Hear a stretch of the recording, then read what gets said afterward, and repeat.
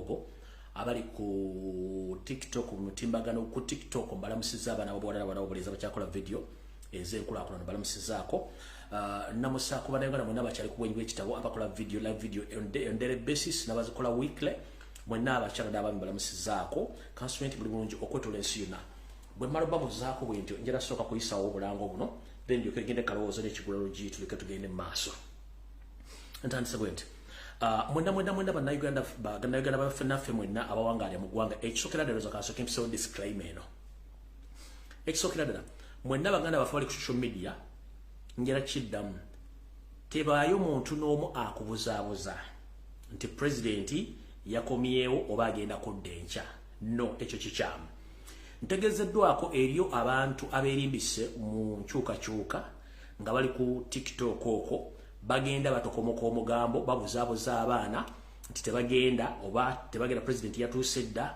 nti oba pulezidenti agenda kuyingira mu ngeri ya labadaba style. Please teba muntu yenna akubuzaabuza. Si buli muntu ayambadde enkofiira ya national platform ngali ku social media nti abamanyi bigenda maaso mu nope oba amanyi enteekateeka pulezidenti no.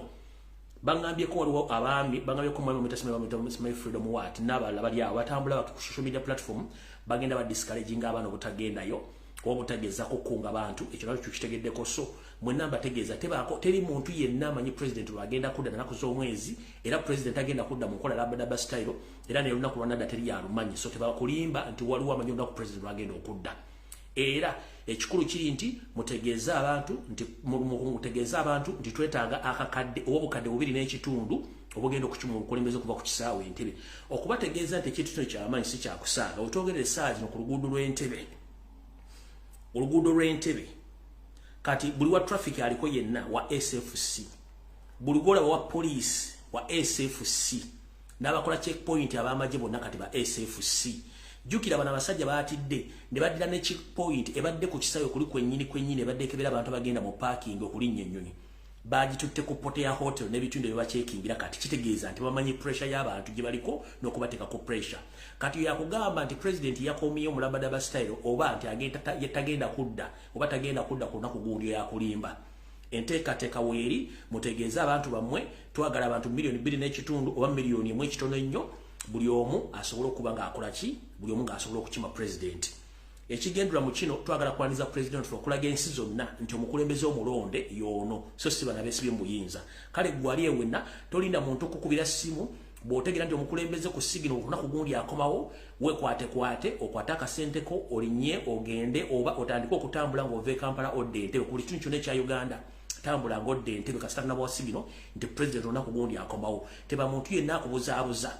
Twetaaga 2 billion obe mu kitundu y'abantu ng'eyolekera Entebbe. So tebaba muntu yenna akubuzaabuza. Mukitegedde bulungi. So mukitegedde bulungi mbategeeza teri muntu yenna addamu okubuzaabuza. Simanyi president yakomyewo simanyi agenda kudda mu nkola ya labadaba style. Teri muntu amanyi program ya president. Tebawa muntu yenna akulimba. Era bwe nebe efulumye nga tutegeeza nti agenda kudda ku lunaku bwe luti we shall inform the public and the public get to know when and where era wetugenda okikola. Mulimu gwammwe kutegeeza abaluganda bakuna bamikwano tugenda kunoonya president. Mukitegedde bulungi nnyo sente muntu akubuzabuza social media kimanyi president yakomyewo dda yayingidde dda bane temugendayo. Ezo embuzi zitambula ku social media nga zidi campaigning nga muzitegeerezewo twazitegedde tetukyagala kumanya awo nvuddewo. Kati njala kuyisawo akalango kano kasoma bwe kati era kana akalango kabantu bonna abawangaalira mu ggwanga erya South Africa buli province yonna mwoli kagamba bwe kati. The national platform, the people's president, His Excellency Robert Kyagulanyi Ssentamu Bobi Wine, meets the people of South Africa. Tuesday, 3rd of October 2023, Johannesburg. Bagamba nti ekibiina kya national platform kigenda kwaniriza omukulembeze w'eggwanga omulonde ow'ekitiibwa Robert Kyagulanyi Ssentamu era ng'asiimye okusinkana abawagizi be n'abalonzi ab'ekibiina kya national platform ng'ennaku z'omwezi 3 omwezi ogw'Ekkumi omwaka 2023 olunaku lujja kuba lwakubiri wiiki ejja. Kino kijja kubeera mu kibuga Johannesburg. Babakunga mwenna okuva mu bitundu by'enjawulo by'eggwanga lya South Africa mugende mwaniriza omukulembeze ababuulire kiki kyabaleetedde naye kyagenda okuzzaako mu nsonga ze ez'okulibaletinga eggwanga. Mujjukire ffe twabagamba terigenda mu kalulu kati president alina ettuli agenda obaleeta buli muntu yenna ali mu ggwanga lya South Africa okusingira mu Johannesburg n'ebitundu ebirala mwetegeke. Yena ayagala okumanya ebisingawo ojja kuba ku simu zino wammanga okuli kasalaba 27 73 43 43 39 esembyayo 5 oba endala eri 27 76 54 37 93 esembyayo 9 akalango kekano ndoza mukategedde bulungi nnyo kubanga tulina obudde butono nnyo ate nga twetaaga abantu bangi nnyo kati nno mukategedde bulungi okujjako okuyisaawo eddoboozi ly'omukulembeze muliwule bulungi nnyo baganda bange mwenna bawangali South Africa neyongera obajjukiza nti president agenda kubeera naffe naku z'omwezi nga 3 lugenda kubeera lwakubiri mwezi gwa 10 2023 wano mu kibuga Johannesburg. Abantu mwenna abawangalire wala nkimanyi abamu oli mu kilomita 14 abali e Cape Town East London mbakowoola mwenna olunaku olwo tubeewo tubeere n'omukulembeze w'eggwanga nga tuwuliza message ye ey'okwenunula. Abantu abali South Africa tulina omukisa munene kubanga tuva mu nsi ya Nelson Mandela. We can relate to the story easily. Kyokera tetulina kwerabira. History atulaze nti the diaspora has always been the last hope of marginalized societies. Ensi yaffe tunuulidde ffe okuginunula. Abantu baffe batutunuulidde ffe kiki tusobola okukolawo kiki tusobola okuba kuyamba okununula ensi yaffe. I call upon everyone all over South Africa okubeerawo ku lunaku luno nga president waffe atuwa message ey'okwenunula. Abakyala abazadde mwenna mbakubira omulanga mujje n'abaana mu eno political rally president nga tuwa speech nga tanneeyongerayo muleete abaana bammwe basobole okulaba ku an inspiring man nga temunnabalaga Bobi Wine the people's president gye tumanyi nti egenda premiering ku National Geographic. Abaana bwe munaddamu balaga that documentary bajja kuba basobola okuleeteka bagambe wow we saw that man. Alright. Akwe kalango kumukulembeze owatwala bannayuganda e South Africa akabakunga. Era mu ngeri yemu malize South Africa ngende ku nsonga endala kamalize South Africa. Era omukulembeze y'omu abategeeza nti mwegendereze nnyo enkwezenge era enkwe amakwe kansaamu agali e South Africa. Agagezaako nnyo ekofula nti bakulembeze mu kibiina kya National Platform nga bagezaako nnyo okuteekawo omukolo ogwa omutamiivu oba daily drinking general gwe bayita kousa mu Semitic Convention Northern South Africa. Babagambye nti ogwo tegulijja kubaayo era bonna abeefuna nti bakulembeze bankyukakyuka nga bali mu kintu ekyo bonna beenonyeza nsimbi nga bongera okuliza eddoboozi lino ndyoke ngere ku program entuufu njagadde kumaliza kana ka South Africa tuke tugende mu maaso. Kansubire nti muli bulungi njagadde buli muntu afune message eno. Waliwo akabiina bakayita kakousa Kamho's project akagenda kasolooza ssente bannayuganda mbu kayina ebintu byokali mu kutegeka okulonkinga mu host project. Naye mu kabiina ako mulimu abantu abakozesezza erinnya lya National Unity Platform ne People Power okugyerimbikamu nga bagamba nti bo bakulembeze mu National Unity Platform. I want to put it on record. Tetuyinaayo mukulembeze yenna mu kabiina k'ekimpatiira ako. Aka kabiina k'abannanfuusi kabasajja abatayina mitima abasajja abali mu kuŋŋaanya obusente mu Museveni bajje babakuŋŋaanye babakwatako video baddeyo mu State House babongere ssente. Mwenna mukimanyi nti akabiina akabakakulembera ba NRM just recently bakamala okubawo emitwalo gya $12 bajje bategeke wano convention y'ekimpatiira etagenda kubaawo. Nga tuli wano mu South Africa abantu abali oppressed abantu abava mu nsi yaffe olw'embeera eriyo tekagenda kubaawo convention gigali mu kutegeka. Abantu abo bonna abali mu kutwerimbikamu ng'aba National Unity Platform nga baga nti be bamu ku bakulembeze mu aka akabiina. We don't know them. We have never worked with them. Bwe baba nga baali babaddeka in any position of responsibility in connection with our liberation, then it must have happened many years ago.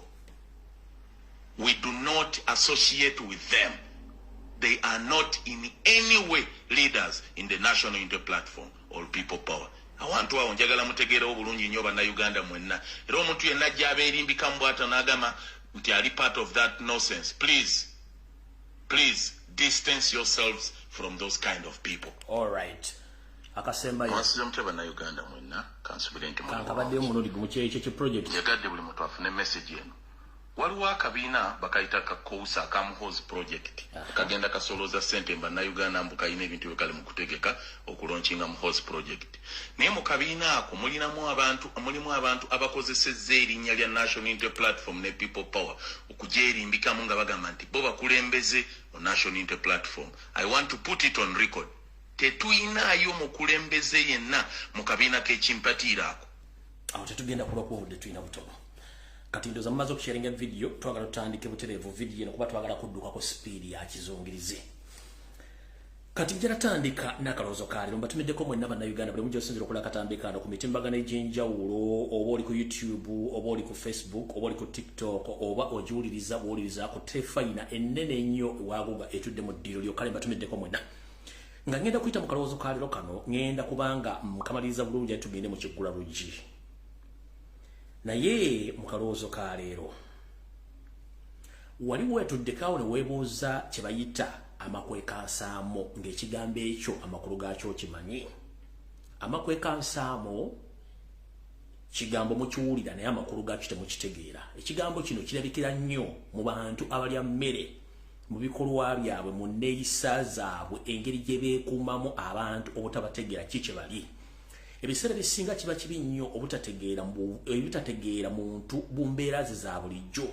Kyovula nti abantu abasinga obungi bafuna nnyo kyemuyita disappointments nga si mulaavu mwokka wabula mu ngeri eza bulijjo olw'okuba nti wategeera muntu gw'odiringa naye nga yali akozesa embeera mu Luganda gye tuyita amakwekansamo.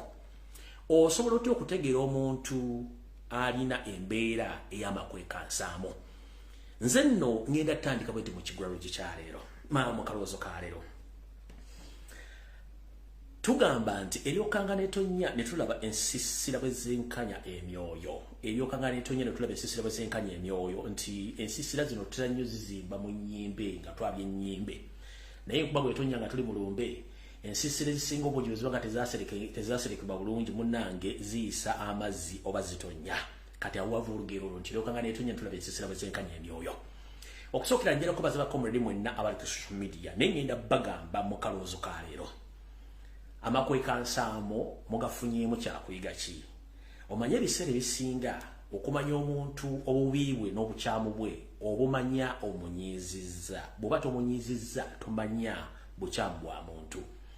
Ebiseera ebisinga omuntu bw'omunyiiza ajjayo obutuufu bwe obw'obuntu ky'ekituufu kyali. Era tebakulyanga ekinusu nti omuntu bw'oba omunyiizizza ekigambo kyayogedde aba tekimuli ku mutima. Kiba ku mutima ate era aba alina akaseera wajja okuba nga akikola oba nga abadde alinda kikola naye ng'obudde obwo tebunatuuka. Kati bw'oba oyagala okumanya omuntu omutuufu embeera ze z'obuntu munyiize lwojja okumanya omuntu oyo. Ebigambo byayogera nga anyiize bye bikolwa byandibadde akola mu kusirika ako nga takutegeezezza. Kino kitulazaawa. Bakomredi mwenna mbalabe ku social media ng'entalo zinyooka wonna wali naye njala bagamba nze njizemu ebintu bingi nnyo. Ntegedde abantu be baani abasinga obungi era ne mu KIGULA LUJJI ngenda kyogerako. Kati ekintu kino kikuyamba okumanya embeera z'abantu entuufu, entegeera yaabwe, kiki ekimuvaamu, kikyasobola okukola. Kati wootegerera amakwekansamo nti bw'oba tonnamanya muntu gw'oli naye ng'oyagala mutegeera munyiize oba mukola ekintu ekikyamu lwojja okutegeera ekituufu ky'omuntu ye yaani. Olw'ensonga nti abantu abasinga obungi bakozesa nnyo ka sole face oba ka feesi k'okwatibwa ekisa naye nga ku bukyamu kwatudde era asobola okukola ekintu kyonna essaawa yo newoonya nti omuntu olwo yankoze ekintu kino ng'obadde tekisuubira. Kale okwewala ebizibu ebiyinza okudduka nga totegedde ng'oyagala okumanya omutuufu omuntu yaani ne byasobola okukola. Munyiize oba akunyiize lwojja okumanya omuntu omutuufu omujje mu kiri ekigambo kye tuyita amakwekansamo nti abantu bangi beekweka mu kiti mwe batali so nga ate bali kintu kirala nnyo. Lwojja okutegeera omuntu omutuufu ekyo bayita amakwekansamo. Abantu abangi buli bakamafrenjinga ne beeteeka mu kifaananyi kye batali so nga ate bali kifaananyi kirala nnyo. ekyo tukirabyeko mu byobufuzi, tukirabyeko mu relationship, tukirabyeko mu business, tukirabyeko mu maka, tukirabyeko mu bintu bingi nnyo mu community, mu makerezia, mu mizikiti, mu church, wawona tukirabyeko. Ng'omuntu gwali osubira nti ali ekintu kino bagenda okumugamba naawe ogenda okumwerabirako n'ogamba twafadda. Kati ekigambo twafadda gw'okiddamu nga kyewalina essubi mu muntu oyo ate si kyolabye olabye ekifaananyi ekiraga twafadda. Kumbe yali akosa kiri ekigambo kye bayita amakwekansaamu. Mwegendereze nnyo ku bantu bembeera nabo n'ebintu byemukola n'abantu abamu, naye ng'oyagala okubula omuntu omutuufu munyiize oba akunyiize lwojja okutegeera langi entuufu ez'omuntu oyo. Kale nno ebigenda mu maaso ku social media bikuwa ekyokulabirako n'ekyokuyiga mu ngeri yonna ey'obulamu obwo, n'abantu ki b'osobola okubeeramu, entegeera yaabwe, endowooza yaabwe, n'enfulumya y'ebigambo ngeri gye babifulumyamu. Ke kabadde akalowoozo kalyo katugenze ku Kigula Lujji.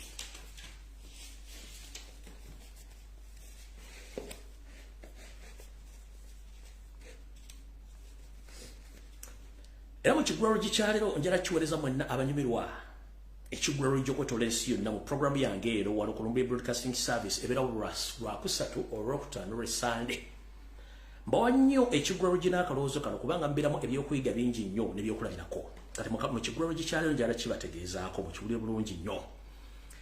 Waliwo kitegeddeko mu bulamu obwo nti waliwo ekigambo ekirala kye bayita nampawengwa. Ekigambo nampawengwa okimanyi? Obadde otegera amakulu gaakyo?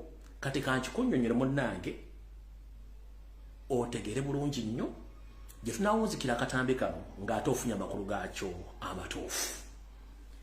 Era mbaweereza nnyo Ekigula Lujji kyaleero kino nga kigenda kulireetinga oba kigenda kubalaga biki bye birina okwetegereza ennyo mu bulamu obwa bulijjo. Tutandise bwetti mu Kigula Lujji. Bulijjo oyinza okubeera n'obuuza mpulira ekigambo nampawengwa naye amakulu gaakyo agakirimu kyeki era gavundulwa gatya? Ekigambo nampawengwa era nakyo kitujjira mu bantu bennyini abalya mmere be tubeera nabo. Omuntu yenna abeera awo nga ye yeebuzaabuza ng'afukaanaaba nga talaga sayidi ntuufu kwali nti oba awagira oba tawagira, abantu abo tubalina mu bintu bingi nnyo oba mu bintu bingi nnyo eby'obulamu bwaffe. Weewalanga nnyo omuntu akugamba nti nza sirina kyempagira ate sirina kyenjagala. Oyo gwe bayita nampawengwa.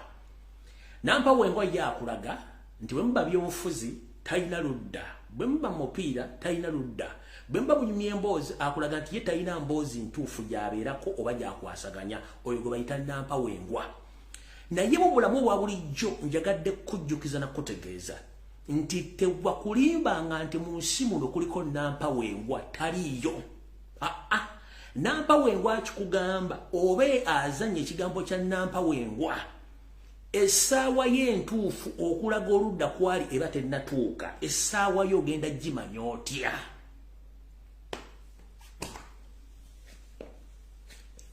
Ekigula Lujji kyaleero njala kigende mwenna abaagala enkyukakyuka, nammwe abali mu komenti ez'enjawulo nga temuli mu byabufuzi. Olutalo lwabaluse ku social media kuno lubaddemu ebigambo bingi nnyo ebikawufu ng'omususa, naye njala kusooka kwebaza abaana b'obulenzi n'abaana b'obuwala aba National Platform n'aba People Power. Kye nali nnwalirira ebbanga lyonna ntandise okkiregako okulega mukumanyi oba ntandise okkirozaako. Nayagalanga nnyo nti omuntu bw'avaayo n'asiikuula olutalo sooka omuleka ateekewo olutalo lwe, gwe oluvannyuma osooka oveeyo otandika okumulukira olutalo lwennyini ng'olumuddiza ng'oluluka mu ngeri y'ebigambo bye kennyini nga bwe yabyogedde. Bw'abanga yatandise okumokkola agagamba aganene gwe tomokkola, kwata mu bigambo bye omuddemu ng'omutegeeza obuzibu bwe n'entegeera ye, kye bayita reasoning. Njalako baza mwenna abaana b'obuwala abaana b'obulenzi nti olutalo luno newankubadde lukyagenda mu maaso njagala muluyigemu bintu bingi nnyo, nti ekigambo kye bayita nampawengwa tekibangayo. Abo bonna be mulabye nga bavudde essaawa zino baboggola, genda okebere ku mitimbagana gyabwe egy'enjawulo. Bw'aba yapostinzeko message ng'etaasa bakadaama ojja onvume. Bw'aba yapostinzeko message nga yakyuka ojjonvume bwaba lyakozeko post ng'egamba nti free all political prisoners ojjonvume bwaba lyapostinga post yonna ng'ayogera ku bica ebigenda maaso mu ggwanga ojjonvume bwaba nga lyakozeko ekintu kyonna nga kitaasa Munnayuganda nga kyankyukakyuka ojjonvume awe babadde bayita bannampawengwa nga beefuula mbu tebalina sayidi baba ne sayidi nga balinda bulinzi kadde bwe bagenda okuggirawo kale entuufu ekyo mu bulamu obwa bulijjo gyekiri tebakulyanga nti tewali muntu atalina sayidi omuntu yenna yeefuula nampawengwa wa bulabe nnyo naye kati mutegedde bulungi nnyo ani yaani buli muntu yenna avuddeyo n'avuma Robert Kyagulanyi Ssentamu n'avuma ne famire ye n'avumiramu n'abasigadde oyo tabadde wammwe betuyita bannampawengwa ababeebuzaabuza nga bafuka bana abantu gonna mazzi bwe boogera eno najjayo bwe boogera eri n'abeerawo onaabeera wakati nga atugubadde nga omululu abikkula ku mawolu naye ng'ate muwagizi oyo ye muntu asinga obulabe mu nsi yonna tebakulya ssente nti waliwo omuwagizi wa National Unity Platform ng'abadde akola message ey'enkyukakyuka abadde ate asobola okulumba mukamaawe oba okulumba banne bebakola nabo emirimu nedda kino bonna abadde beefuula nti tebalina sayidi bebayita bannampawengwa tebeeri muntu gwe bayita nampawengwa aba alinda bulinzi saawa wegenda otuuka akulaga esayidi entuufu wawaagwa ero litajjanga naga nti nza amuyobufuzi ndi nampawengwa nedda gema kwekansamo gali era yono yeefula nampawengwa naye aba alina oludda tebakulya ssente baba alinda bulinzi kaseera bagenda kukolera kye bakolera kale nno njagala bagamba mwegendereze nnyo abantu abeeyita bannampawengwa kati mbategedde bulungi nnyo era ng'abantu abasobola okukozesa ekintu kino be bantu abeefuula nti bo tawagira oba awakanya yabeera mbu yeeyita mbusimenze ndi mico teri muntu ali mico awali nyuto teri muntu ali nyuto teriyo abaako n'ekintu kyawagira wabula yeekweka mu kintu kino wammanga either side gy'abawagira ng'emuswaza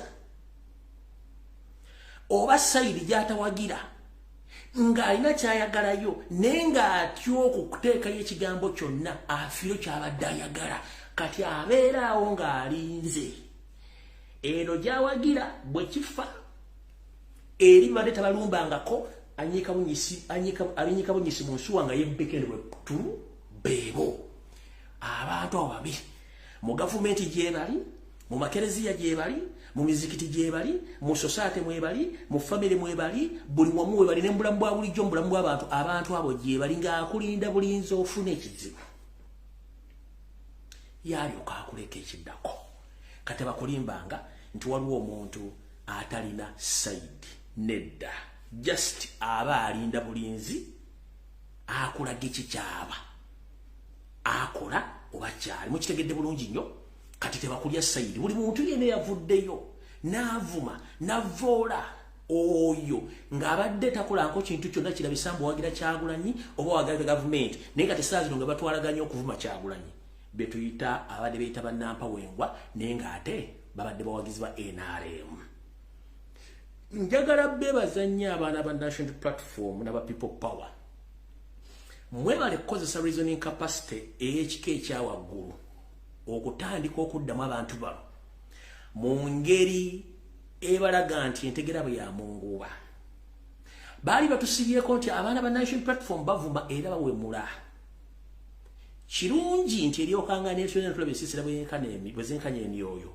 tekuliko mwana wankyukakyuka lugulabe nga amukola gagambo era abagamukkodde be babadde beyita bannampawengwa nenga ba NRM indirectly okuba lwetwavirwako emisambo egyali giwemula ewaffe wakyaliyo omuntu akola video ng'awemula taliyo kubanga bali baali batwerimbisemu nga kaseera kagenda tutuuka bagende obudde ye mulamuzi omutuufu atayambala bibya bya ssekkoko ye nga waali awo alindidde akasekendi akadakiika essaawa n'olunaku okulaga ekituufu kikyali kituyamba nnyo okukozesa akasengejja naddala nga tusengejja empulunguse mu binyeebwa mu butunda mu buli kintu kyonna kale njala ko bazannyo mwenna abaana abaddenga mwogere bigambo ebiseeneekerevu ebisengejje nga mbyolekeza empulunguse ezibadde zeyita zinampa wengwa ng'ate bakozi ba state kirungi nnyo mubategedde era tembawanga budde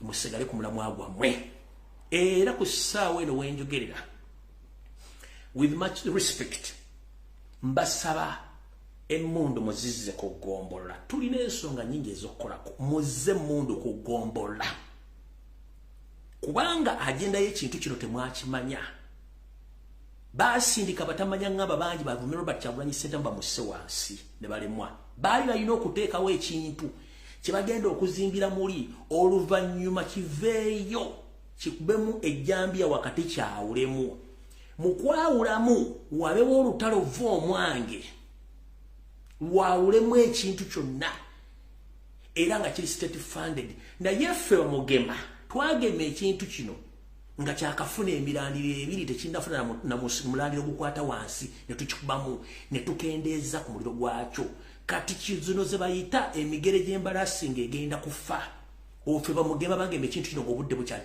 katolaba mulwana entalo zino zipetipeti woozi essaawa zino singa kigenze ne kiyingira omwaka ogujja nga bwe yalenteekateeka mwandibadde mulwana entalo zino muzimalayo mwandibadde temuzisobola kati ffe bamugema twagema ekintu kino ng'obudde bukyali kati kino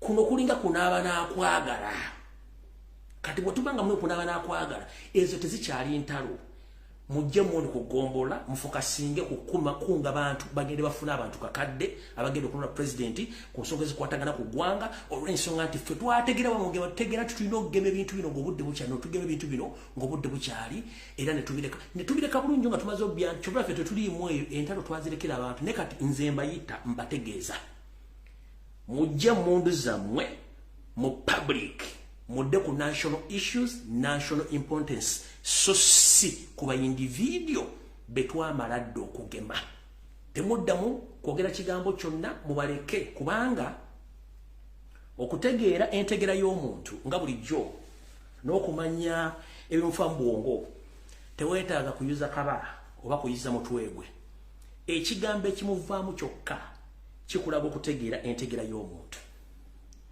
omuntu bw'amanyanga ensonga n'atasobola girambulula nga bw'erina kuba n'asossa ekigambo eky'obuwemu tobuuzanga ategeera atya eyo yentegeera ye kale mu kigula Lujji kya leero teri nampawengwa mwategedde mu bufunze all forces of national platform and people power on social media, please let us concentrate on national issues. Cease fire. Because all the issues, the wrangles which are taking place on social media, they are useless. They are useless. They are just basing on personal issues, not national matters. For us, we are basing on national matters. So please return all your guns to the store with immediate effect and let us concentrate on national matters. Some people, they are no longer matter on international scene and on local level. So we should concentrate on national matters. Mukitegedde bulungi nnyo emundu muzize mu store tugende ku national matters. Mukitegedde bulungi nnyo. Baga nti lyo kangane tunya tulabe ensisira bwezenkanya emyoyo nengo olutalo mwebale mwaluwagudde bulungi nnyo ensonga zitalina makulu temuziwa makulu. Mugoberera omukulembeze omukulembeza era gwe mwagala omuludwa Kyagulanyi Ssentamu ensonga zitalina makulu taziwa makulu. Ate amuvumidde emyaka 7 tabaddangamu. So teweetaaga kuddamu buli embwa. Singa tuba tutandise entalo zino tetulege tugenda kuba Museveni kyayagala kyasasulya wabeewo entalo. Entalo zino ziri sponsored. Kati fulo kuba twagala nnyo government ya spending esente ya vuwale. Ebiseera bisinga tujja kuleka bano bawemule bakole buli kimu nga ffe tugenda mu maaso. Omukulembeze kyakola buno jja n'omuvuma. Nga ya keeping on course nsonga zitwala ggwanga mu maaso. Kale tufundikidde tugenze ku program entuufu eyatuleesa otuvudde wat. Tugenze maaso tutandise tutya njala tutandike ndowooza zino issues nzijjemu wano mu folder yange tutandike. Alright, mwenna abajjukira obulungi mbadde nzijja mbagamba nti Museveni ali mu panic. Tamani, what is going to happen next? As we speak right now, the moment the president announced that he's going to return in the country and people should organize 1 million people to walk to welcome him at Entebbe Airport, as we speak right now, he had deployed heavily on Entebbe Road in Chidam. Okuba mukulembeze waffe yagenda okugenda mu ggwanga erya America okumala wiiki 2 oluvannyuma lw'okuwummulamu okuwummuzaamu omutwe. N'atutegeeza nti agenda kudda nene tubategeeza tukuŋŋaanye akakadde k'abantu akagenda omukima ku kisaawe Entebbe. Munnange abasajja bano batandise okufuna ebitengo ebitenkanika. Mwenna abasaabaze nammwe abadde bawerekera abantu bafuluma eggwanga mbadde mukimanyi nti waddewo meters ntono nnyo bakeberera okutuuka ku kisaawe wali. Kati munnange okukebera bakujje ku kisaawe ne bakusembereza ddala wano ku Potea Hotel ate nga si wokka.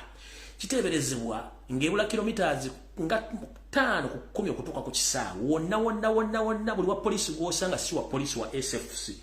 Buli wa UPDF gw'osanga si wa APDF wa SFC. Bw'osanga owa traffic aliwo yenna bonna ba SFC tekuli bantu babulijjo bakwatisa mateeka. Era bakebera buli motoka eyingira n'efuluma okweyongera mu bitundu ebirala. Omulisima ekitoolo ludda wa yonna basula amagye gatambula. Kiki ekibatambuza? Kwogera bwogezi kakadde k'abantu okujja Entebbe batandise okukankana. Kati kitegeeza nti abasajja abantu bali mu kutya. Naye ffe ebiseera ebisinga tumanya we tugenda okukwata. Kati mukunga abantu ekyo mukitegeddeko bulungi nti omukulembeze agenda kudda mu ggwanga ate era ensonga zonna zirina okutambula nga baziri. Kale mukunga abantu. Alright. Abazze bagobera video zange zino okumala ebbanga lya myaka 5 kati. Nabategeeza nti Yoseri alimu kukala nteekateeka ya kulaba nti bafunayo ekirwadde kyonna kye bagenda okuleeta kibayambeko nga ssenyiga Lumimango 19 bweyambako okukuuma abantu mu nnyumba. Wetwogerera omukyalo ono Minister of Health Dr. Ruth Achengo mufere n'akabinja ke batandise okufumbirira ebiboozibozi eby'ebirwadde basobole kuteteeka mu lockdown oba okutandika okuyimiriza enkuŋŋaana z'abantu ze banaliza okugenda bo olw'ensonga nti batidde. Wetwogera bibino ku bimbu ebyafulumye nti bagenda kuteekawo ebirwadde bino wammanga. Wulira.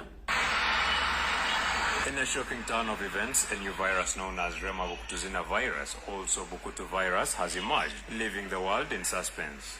Believed to have originated from the reduced supply of music from Ray Mark, a popular musician from Uganda, this virus has already affected one man in his 30s who is currently undergoing treatment at a local hospital. The Ministry of Health would like to inform the general public that Uganda has confirmed her first case. Ministry of Health reveals that the patient is a resident of Nigeria, a suburb of Kampala, and as news of the Bukutu virus continues to unfold, authorities are working diligently to track down the people in contact with him. The confirmed case is a 36-year-old Ugandan male. The Ministry of Health reassures the general public that all measures were undertaken to identify this case and isolate him in a time. Kati mutandise n'ebirwadde kati mulese Bukutu virus mugenda kuzzaako virus ki? Kati mulese Bukutu ate Madam Ruth Achenka nkubuuze bwangu ki bwe mufunye okuba nti ekirwadde kino mukiwadde erinnya Bukutu? Bwangu ki bwe mukoze okukiwa erinnya? Mwagala tuloozesa nti buli infection zonna buli virus zijja already zijja zo zibagambye nti amanya gange nze Bukutu. Mbuuza virus zigenda ziba zeetumya amanya nti kati nze bannange Dr. Ruth Achenge ne Museveni nze Bukutu nzize nze virus empya eriwo. Uganda kati se mundu ge Bukutu yazze kati mugenda tuleetera ki? Bwakati bulese Bukutu mugenda kuleeta bwakata mugenda kuzzaako ki?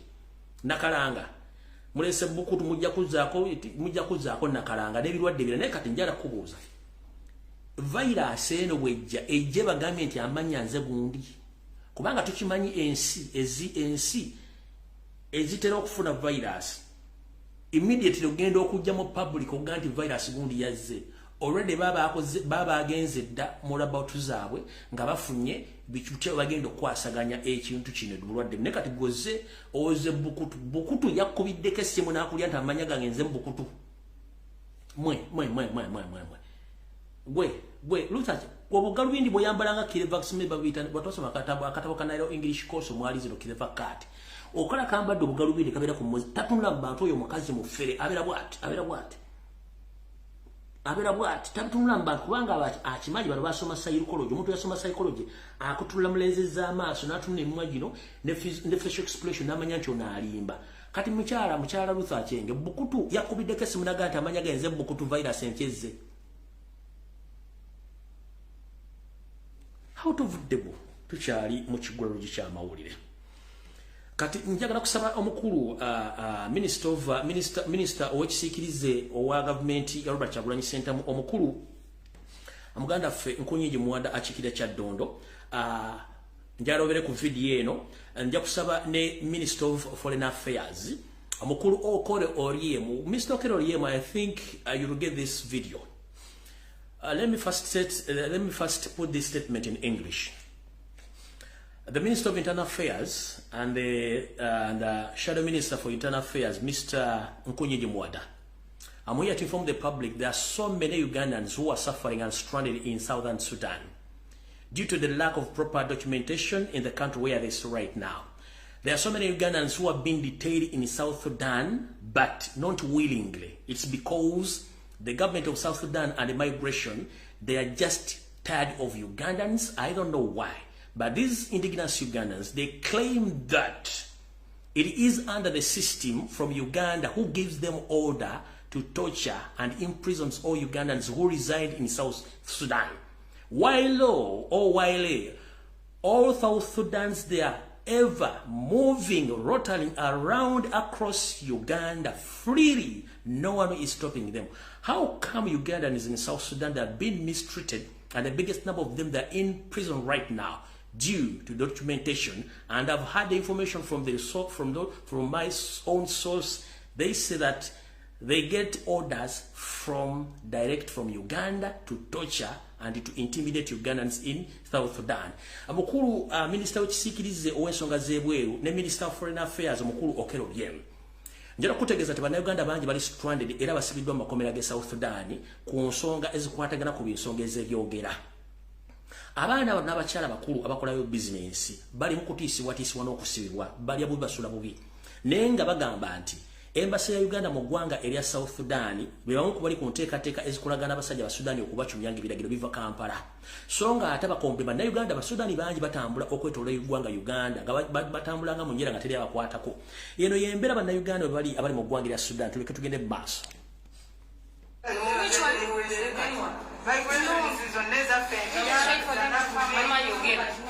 Fenna tuli bannayuganda naye abasajja bano batukwata walaga essaawa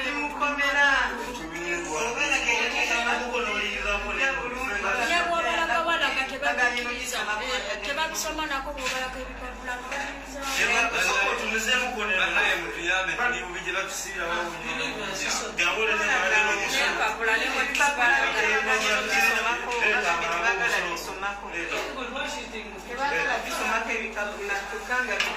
banaye nomulaba wano abantu bawaffe musobola okukkiriza bino sokugulabe banange nyetuteera batusuzaayo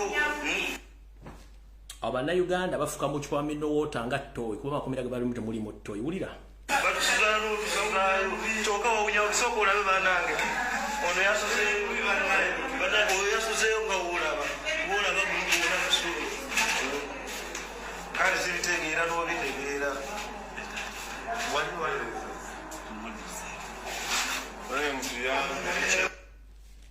Abannayuganda abawanga lya South Sudan bakozi naye embassy tebayamba government basudde gwakiringa yesudde gwamulinga salambwa lya nsenke kyokka nga abasudani batambula mu ggwanga batambula 24/7 baba kambaddemu obululu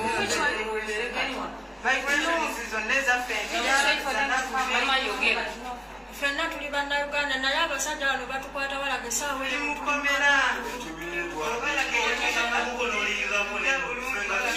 bwobalaga tebabikiriza tebabisoma nako bwobalaga ebipapula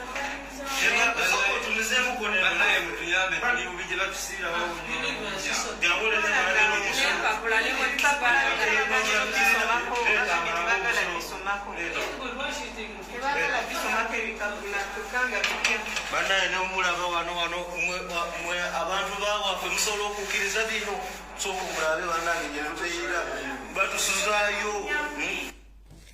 Kati Mr. Okeroliem, these are stranded Ugandans. They are stranded in South Sudan. They are in prison right now. In the cells where they are right now, there is no toilet. These people, they eat themselves from these empty water bottles.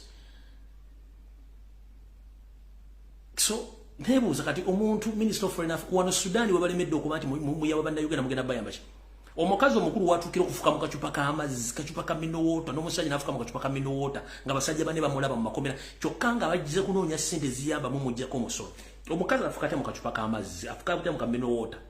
N'omusajja atandika ati okusumulula empale n'akwata akali enkoko n'afuka mu kacupa k'amazzi nga banne bamulaba. Kyokka nga abasajja n'abakazi Abasudani bali mu Uganda batambula, bataayaaya. Bemuvaawo ndi abasajja bayomba. Simanyi basajja abaana tebaagala ggwanga lye bagenda ddagala era nga temusobola muyamba mu kintu nga kino. Omukazi asitama atya n'afuka mu kacupa k'amazzi aka mineral water. N'omusajja n'ajjamu empale n'ateeka akali enkoko mu kacupa n'afuka.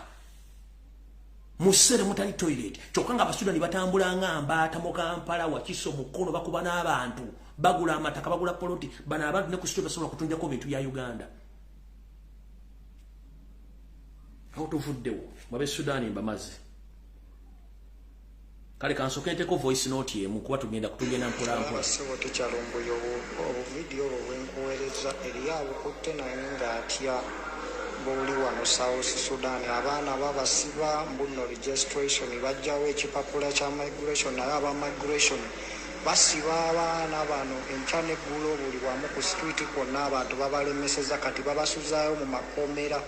Olina okusasula $805 okuvaayo mu kkomera okukuwa ekipapula ate ng'ekipapula tekiri mu mateeka naye banoonya abaana buli wamu Abannayuganda bonna.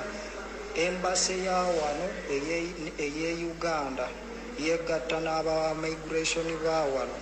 Wogenda ku embase bakuguza ekipapula $15. Ekipapula ekiringa gundi, ekiringa visa, ekiringa passport bakikuguza $15. Womala ogula ekipapula ekyo n'okitwala ku wano ku zi office ziringa 3 byonna ssente ogenda okumaliriza nga bigweredde mu $85. Naye kati batandise n'ebipapula ebyo okubeera nga bwe bakusanga nakyo bakiyuzaamu. Bwe bamala okukiyuzaamu ne bakukwata nti baagala kipapula ekyo. Paka woba wa sente woba tolina sente beba abaana bolaba abatandise okusula mu makomera. Ndozo tegedde. Kati video entuufu etandise era gitandise bwenti. Sharing a video. Abatannamanya Kampala bwafaanana, Kampala afaanana bwati in particular, zino ezimu ku nguudo ezingira Kampala n'ezimu fuluma. Era zino enguudo eziyitako bannayuganda bafuluma ogenda ebula n'eziyitako abazungu n'abaddugavu okuyingira Uganda. Wano bayite Katwe. Katwe kilomita emu okuva mu kibuga Kampala oyo bayita Katwe. Eyo Katwe mukitegedde bulungi oyo Kampala Limited Uganda. Kilomita emu n'ekitundu okuva mu paaka empya, kilomita 2 okuva mu paaka empya, kilomita emu n'ekitundu okuva mu paaka enkadde, kilomita 2 n'ekitundu okuva mu paaka empya. Neeraba ekibuga bwe kifa ono Katwe bw'ati waafaanana.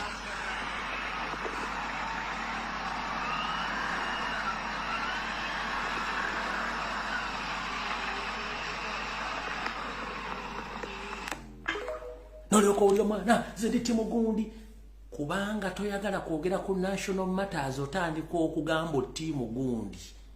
Bino bye twogerako awo tetugenda kulwawo tutandise bwe tuti. Nazzi kuno twagambanga oba tukyagamba nti akatali kabbe amagumba olya osula mu mulyango we twogererayo seeri ne babbi banne ababbi omusimbi ogutokomoka era ekireetedde bannayuganda okuba nti beeri enkuta ne gye bali mu nsi gye bagenda okunoonya ekyo ekigula magala eddiba.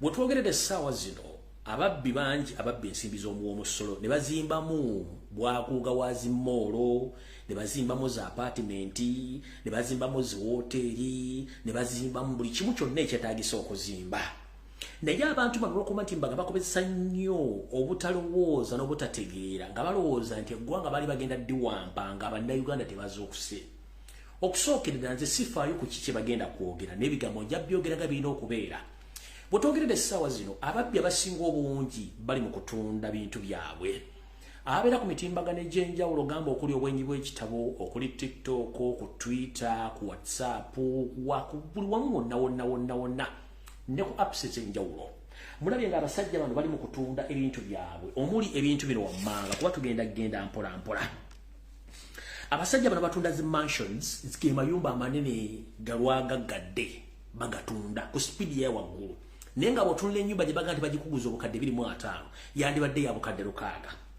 bano bali mu kutunda zi hotel ezitunula ng'abantu nga wetwogera ne Yoseri kennyini tebakolya ssente eno hoteri ya Yoseri bwoya eno hoteri eri nakasero waggulu ya hoteri ya Museveni kennyini yayagala okwebuzaabuza mbu simanya gitaddemu abasudaani simanya giwaddaani simanya bawalabu hoteri ya Museveni.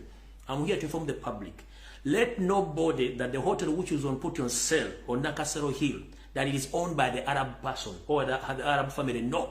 The hotel is owned by Museveni, but due to the public pressure that any time the regime is out of power, now they are trying to control the damage or losing some of their properties because they fear to be questioned how and where they get the money to construct such or to get such properties. So now they are trying to sell off their properties at a very cheaper price across Mukono, Kampala, Wakiso, and Entebbe. So there are so many properties which are put on sale due to the pressure. They are panicking that what if the regime is just out of power, they are going to lose a lot of properties. Now they are being forced to sell their properties at a very cheap price. In a hotel ya Museveni bwoya teyebuzaabuza ekizibu ekiriwo kiri bwe kiti. Nabagamba nga buli kintu ekiwobodde ate ng'ogenda okukola ekintu osooka kukola kye tuyita okunoonyereza n'okola analysis. Bw'omala okukola analysis n'okola search. Bano abasajja babbanga ssente olw'okuba zibaddengawo ez'eddagala eza Global Fund eza loan zetufuna mu IMF zetufuna mu World Bank eza NSSF eza Revenue Authority nga babba bubbi kuba at their disposal sente zibaddengawo ne bafuna chance okugula amataka amanene mu Kampala Ntebe Mukono Wakiso ne bagattako n'okuwamba kati olw'okuba nti bo baali balina time baali bamanyi nti tebagenda kuva mu buyitiri muntu asobola banyenyaako tebasooka kukola feasibility studies okunoonyereza ngenda kuzimba mall eno naye Uganda yatuuse ku bannayuganda okugenda kugula mu mall no ye n'aleeta engala n'azimba mall teyeebuuza ngenda kuzimba apartment zino nga rent waazo wa $2.2 bannayuganda muwendo ky'ogutuusa okupangisa $2.2 tebasooka kukola feasibility studies n'azimba abapangisa babuze mall nkalu kati ne bazimba zi hotel imperative naye bwe wozimba hotel mu ggwanga mu economy ennemange ya Uganda tosobola kuzimba hotel ezo nga tolina customer base. Customer base etandikira mu indigenous Ugandans beyina okutandikiramu on average oba bwe tubala abalamu ku bannayuganda bonna bannayuganda ameka basula mu hoteli ezo olunaku tubuuza mu nnamba bannayuganda ameka basula mu hoteli ezo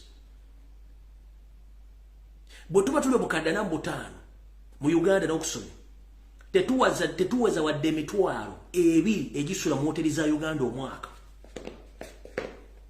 nchiddamu tuli obukadde namba 5 ne ku hoteli zonna eziri mu Uganda bannayuganda ku bukadde namba 5 tetuweza wadde emitwalo 2 ku zo ezisula mu hoteli z'abantu basajja zebazimba tekiriyo it is impossible tekisoboka tugenze ku kirala bazimba hoteli zino nga babesinze okukola nga bagenda kubesinga ku tourism attraction mu Uganda ne batandika okutta okutulugunya okuwamba ffe ne tukola gumu gwa kulabisa government okotola ensi yonna tourism sector abali balina okujja bagamba mu Uganda batulugunya batta abantu ate nga babatta bennyini bananyinizi hoteli ezo kati wazimba hoteli naye ate olina pressure okuva mu opposition egenda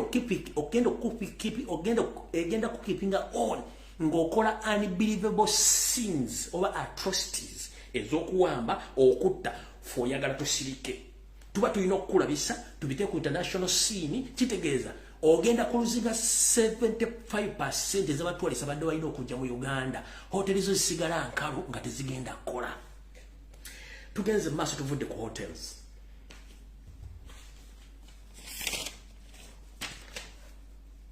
tugenze ku masomero muzimbye amasomero gagali ku international level nengera kubuuza bantu bameka mu Uganda abawansi batandikirwako abasobola okufuna ensimbi eziri wakati wa miliyoni 3 okudda waggulu awereremu omwana tebaliwo batono nnyo so that means mugenda kukola loosira mukyakola loosi tugenze ku farms oli n'agenda nabba ettaka n'agenda n'akolako farm ngeri ku international standard naye nomubuuza farm gy'ozimbye ku acres 5 otaddeko ente zinnusobola n'ezaffe eziriko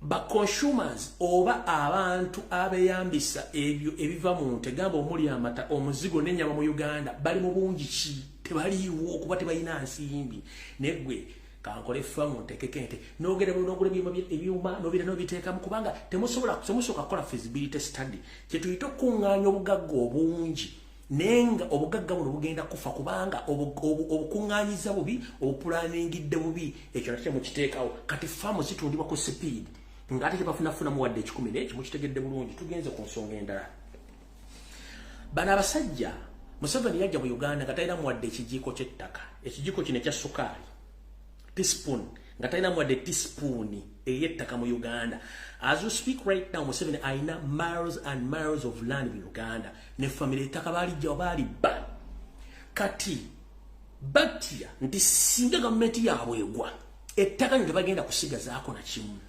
kyokkange ettaka lino balitaddeko balinvestinzeeko ssente empya n'enkadde kati kibalina okukola waliwo mu luzungu kyetutta damage control kati bagezaako nnyo okwejjako ebintu babitunde bagezeeko nnyo okontrolinga damage oba losses singa ligimu beekyuse which is going to change very soon ekyo nakyo kibatiisa batunda amataka era kambaweeko ekyokulabirako wadde mu Uganda tuli baavu nnyo era nga n'ekonomi eri wansi teriyo muntu ayinza kugamba nti ntunda plot foot 10 ku 10 oba 5 ku 5 ku milioni 1.5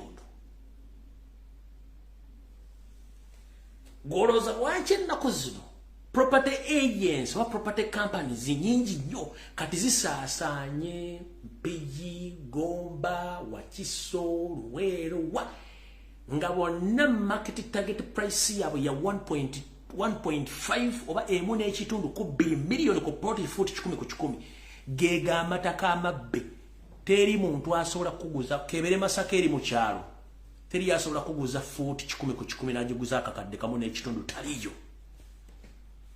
nsiba kibabuuza ne gamba nti embuzi maleeto ezaalo bwana obusatu egula akakadde kamu n'ekitundu ku kakadde kati gwogula otya baguza batya foot 10 ku 5 akakadde kamu n'ekitundu gwe soka webuuze ng'ogula ettaka lino ndigula lyani lwaki balitunda layisi kuwana abazungu akubuuza olina ennyumba n'omugamba I don't have a house nagamba I understand because even here it's very difficult to get a house or to own land which is invisible kirabikako okitegera kati gwe omuzungu bwakubuuza nti how much is a piece of land n'omugamba nti 1.5 Uganda million shillings naziza ku gogo nga ze $5 okufuna 150 agamba wait a minute what the fuck is going on nakwata kumbuga no it is impossible kubanga akimanyi it is impossible tekisoboka $5 ogule foot 10 it is impossible kati bulwaki tomanya lwaki temanyi ettaka singa gavumenti evaako mugenda kwa muguza empewo lwaki simple mathematics ne wamwe ekyannamukaaga ne wamwe eri busujju teri asobola kuwa ploti ya foot 10 ku 5 n'agiguza akadde kamu n'ekitundu lwaki mugula akadde kamu n'ekitundu lye ettaka batandise okwejjako bejjako ettaka bafuna abasajja Baganda bali batundire era ne baleta engalabi kati Simai property gundi nzenzize ntunde ettaka milioni 2 mujja kutomera mutaliko kabangwa entule mulekera kufuna ebintu by'obwe kuba bana abasajja bali ku panic batunda amataka gaabwe.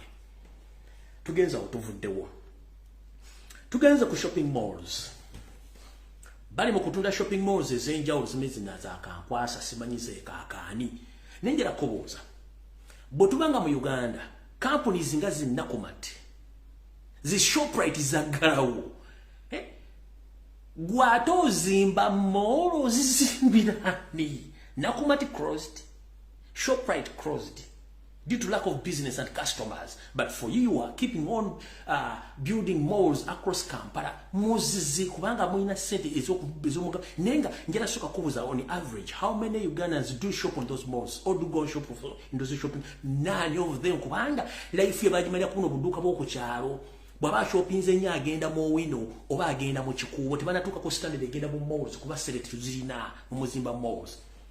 Okosa kao mentality n'obwongo butayina kutegeera era tebategeera mumulowooza ku Queens we wali wetaagisa flyover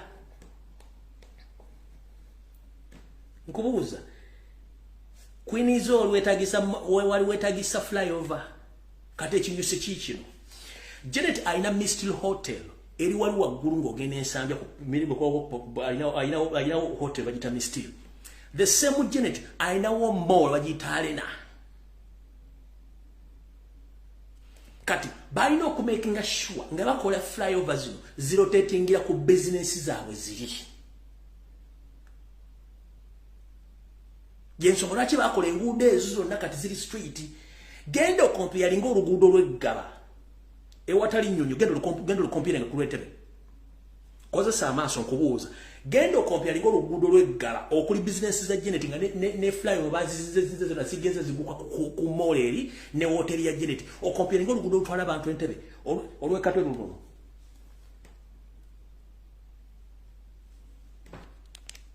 n'olw'ekatwe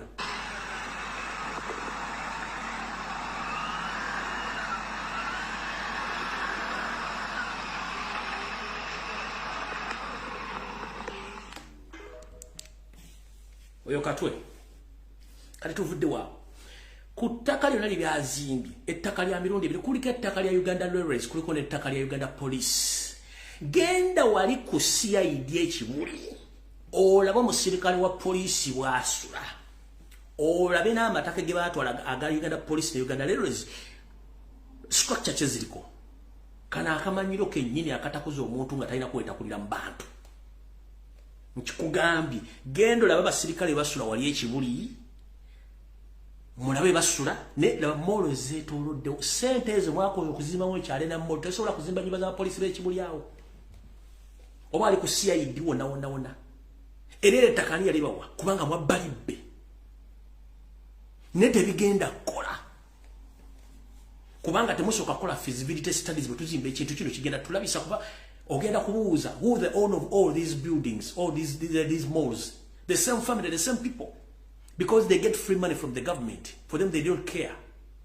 Ochitegera omunamuli omonitor gumwasibye nga agenze erubowa okola for further investigations eddwaliro lituuseewa mwamusibye obuzibu sibwa munnamawulire wa monitor obuzibu ani gwe bawasente okuzimba eddwaliro eyo yalina okubeera munda so si munnamawulire omubisi si yabo omusi radio bwekubikira tojikuba mugere kubanga ye kugambye nti owaye so andi so yafudde agent family yongwenze gundi ekubikira ebikira banansi ne lwabogale bakola emikwano nti mwana we yafudde wakuzikibwa ejinde olyo ko ojikuba mugere kuba mutegedde ko mukwano go wa Uganda no journalist yazze kukebera nga munnamawulire alina okutambula okumanya nti kino kyaliwo kirina okuba ne mumukwata musajja oba yafudde wamwamuse nobody knows kubanga yabadde azza kukebera ku bintu bituufu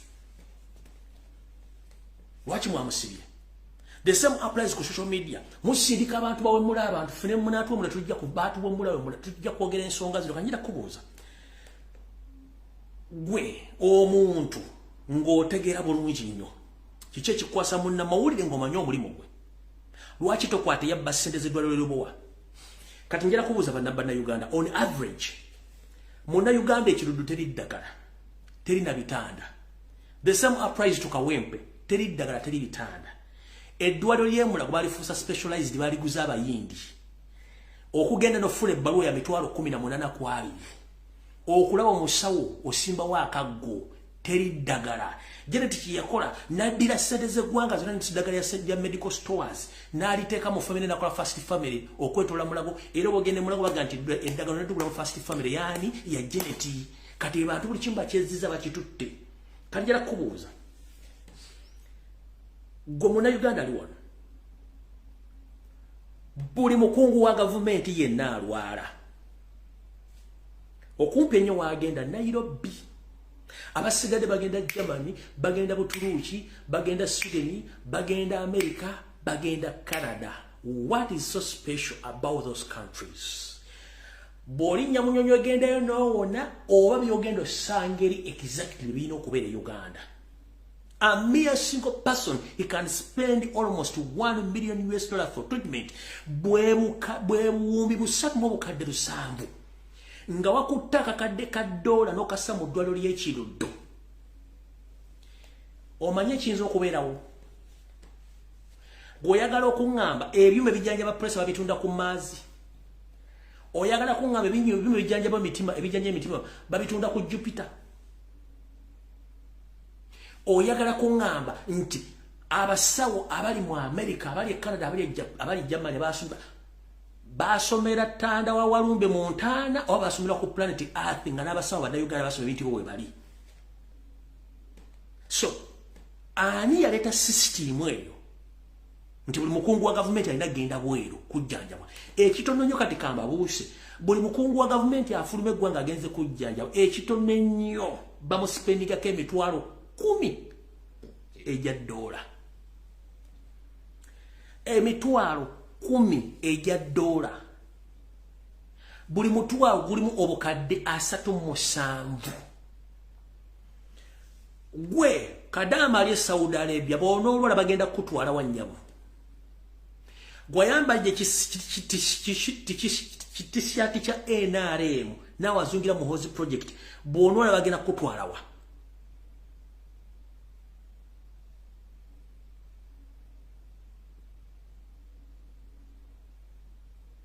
Bagenda kutwalawa. Wantuli ku byabulamu bye twogera ko bagenda kutwala luddawa. Kati mwade mugamba simanyi Museveni basindisa abantu mu UN Assembly okugenda y'abantu 7 no. Publicly babadde abantu abali official babadde abantu nga 8 basigadde babadde ki baddusiza family zaabwe zonna basinga obungi. N'abalala bakyafuluma bali mukuddusa family ne babuuze muddusa family za muziddusa kuki. If Uganda is safe, why is it that right now all government officials they are pursuing to get visas from different countries so that they can take out their families outside the country? Why muteke gwanga mu such mess nti buli muntu alimu aenda kubeera nga ali ku bunkenke ali kugwa ki muteke gwanga ku bunkenke mumawulidde abantu 7 no.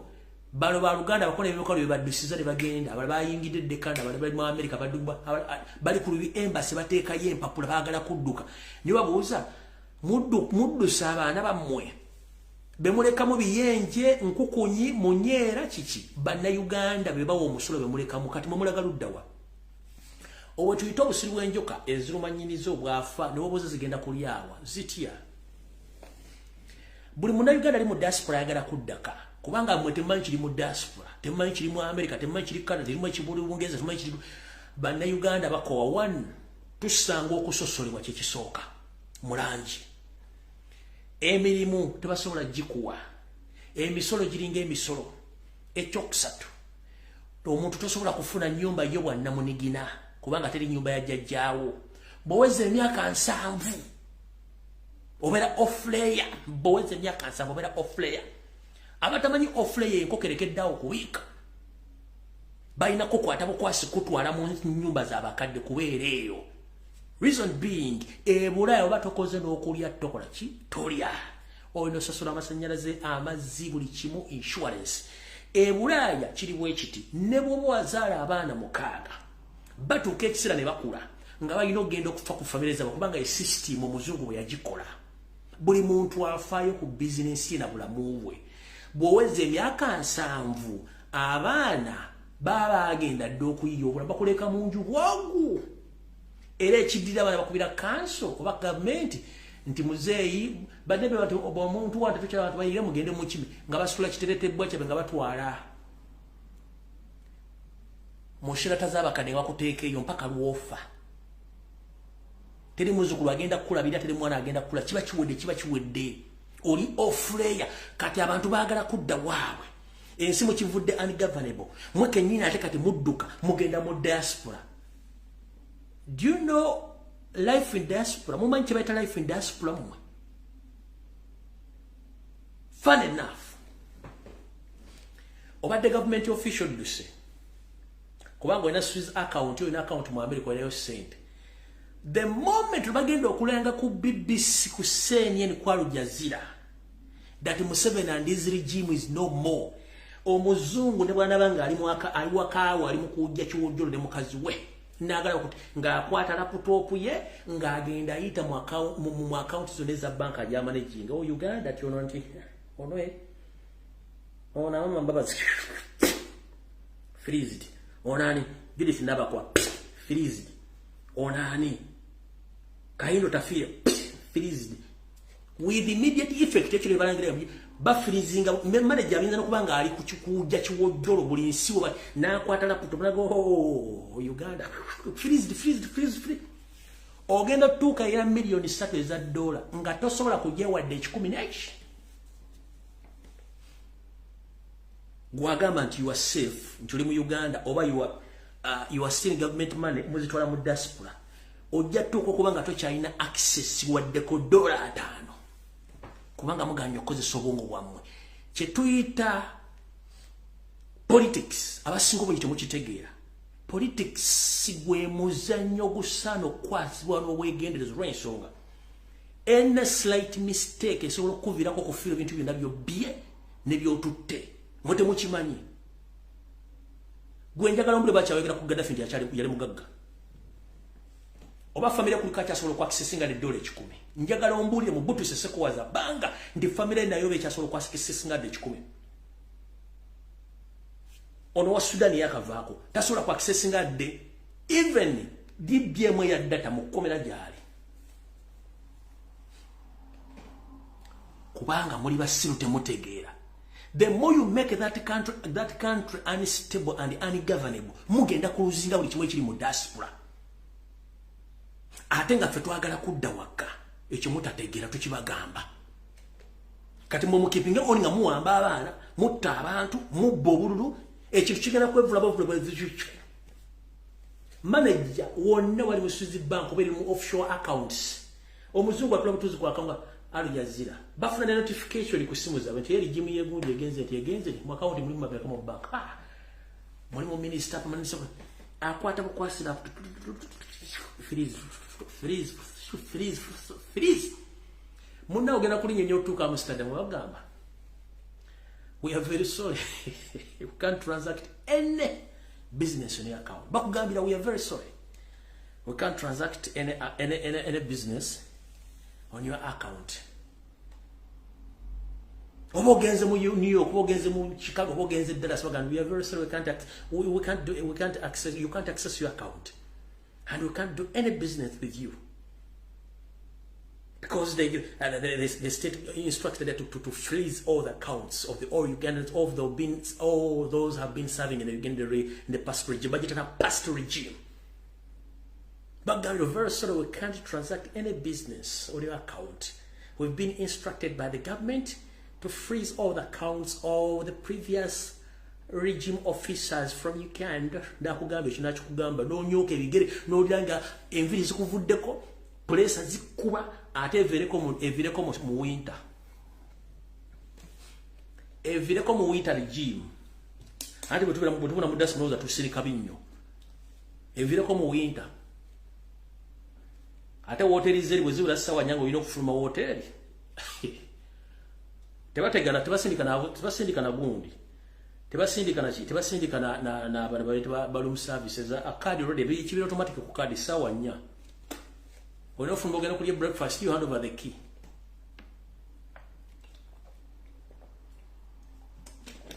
banga musiruwala musimo gifudde ekizibu otuvudde otugenze ku nsonga endala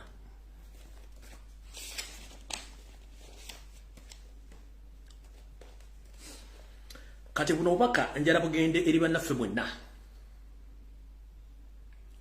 abali mu kwebuza amagezi nga wafulume eggwanga ogenda okukola ng'oli ku social media wena okyamuukiridde olinganga flying pan gye bataddeko obuttongo eriredde okufuna ejja erisiikiri babule mbeetegereza ku social media nga muwoloboka ebigambo muwogera kubanga temumanyi nga Yesu Kristo byatugamba nti baleke tebamanyi kye bakola kitange nammwe mbagamba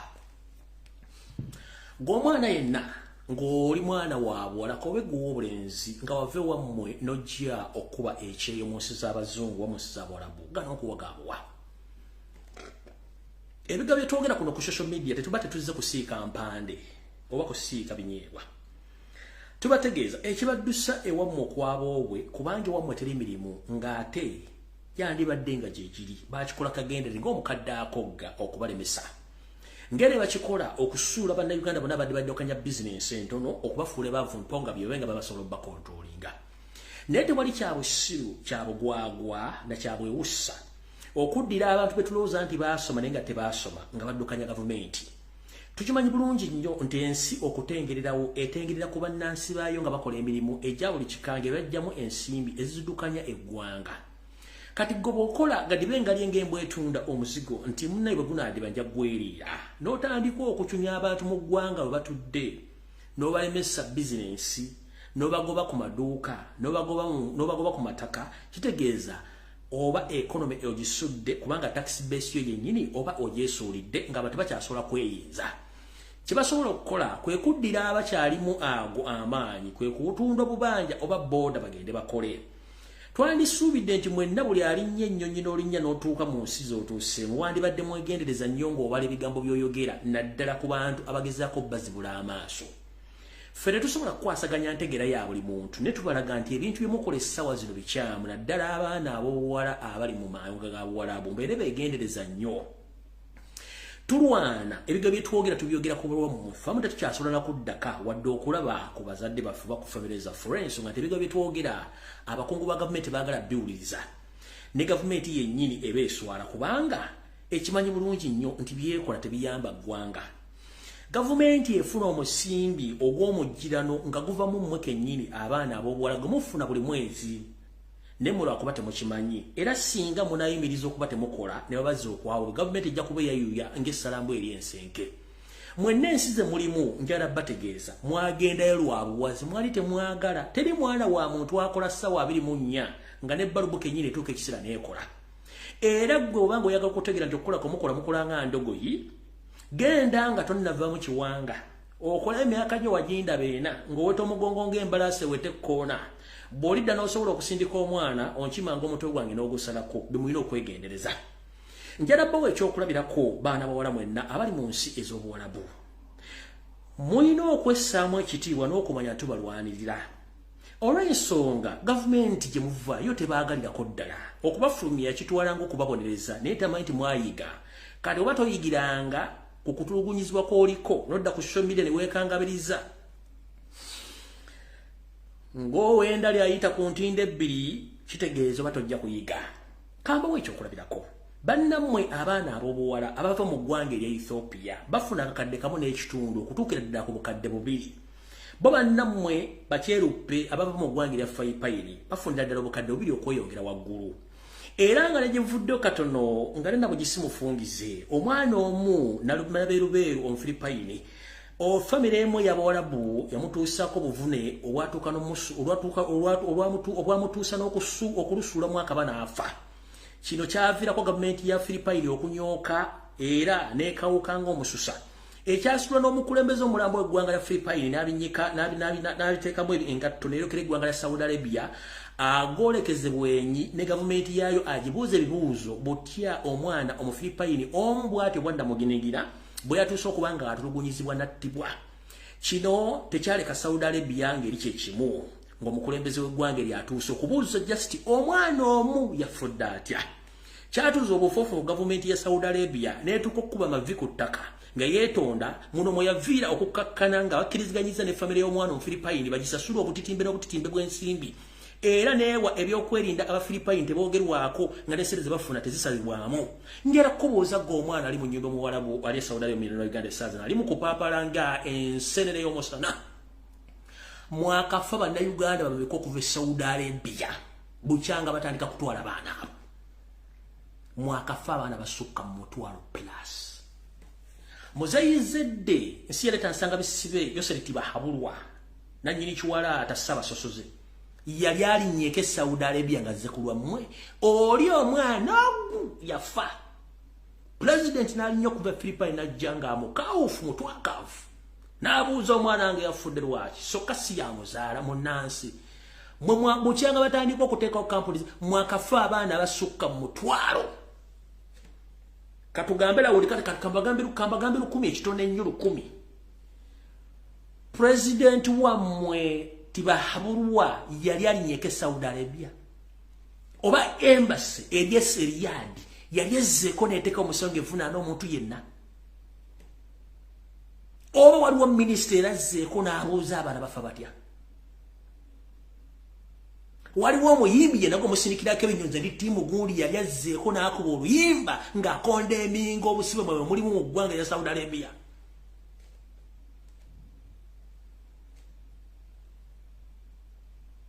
Ani muyimbi ki okujjako ffe aboogera ebigambo bino n'abagala gavumenti ekyuke mu ddo okwayo mweyagalya kuba mu Uganda emirimu egiri ate ne mutandika okutunula essayidi eri kubanga muli excited n'ensonga ezitabakwatako. Mbabuuzizza mwakafa abaana abasukka mu 10+. Minisita ki yali azze n'ayolekeza obwenyi n'abasajja abo.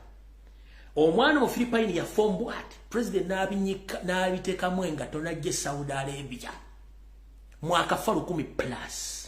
Ani essaawa zino waliyo abaana abasukka mu 1.5 abali mu detention centers okwetula Saudi Arabia. Ani afaayo? Wali okiwulidde ku mawulire ki nga bakutteyo kavyo wasindise munda mawulire ajja checking mu detention centers zonna oba gwe njagala ombulira TV ya Kampala nejja nekola investigative study ku butya bumbeerawo n'abaani abali mu abeetaaga okukola obuyambi. Ani yali akikoze? Tewali. Ffe tuve ne twasama kubanga twagala gavumenti ekyuke mu ddeeka mugaanyo kitegeera. Kati kambagambe mutegere ensonga zino wammanga. Gwe okimanyi nti okufaako Museveni tekumukwatako. Gwe okimanyi nti kampuni zonna ebitundu 9 ku buli 10 za famire ya Museveni be batwalayo. Gwe okimanyi kiri kulikole ekitannafuluma nga kyakolebwako okunoonyerezebwa nga bannayuganda abaana basukka mu 14,000 babaziika mu musonyi gwe Saudi Arabia nga mukawama wamutta n'amukwata ekyo n'amuteeka mu motoka n'agenda ewatali matala wadde buli omu n'aziika omwana w'omuntu n'amuziika mu ddungu. Famire n'enoonya omwana n'abula. Bazadde basiba balogoota na baloota abaana baabwe naye nga tasobola kufuna ssente wadde ennyonyi egenda Saudi Arabia okunoonya mwana we.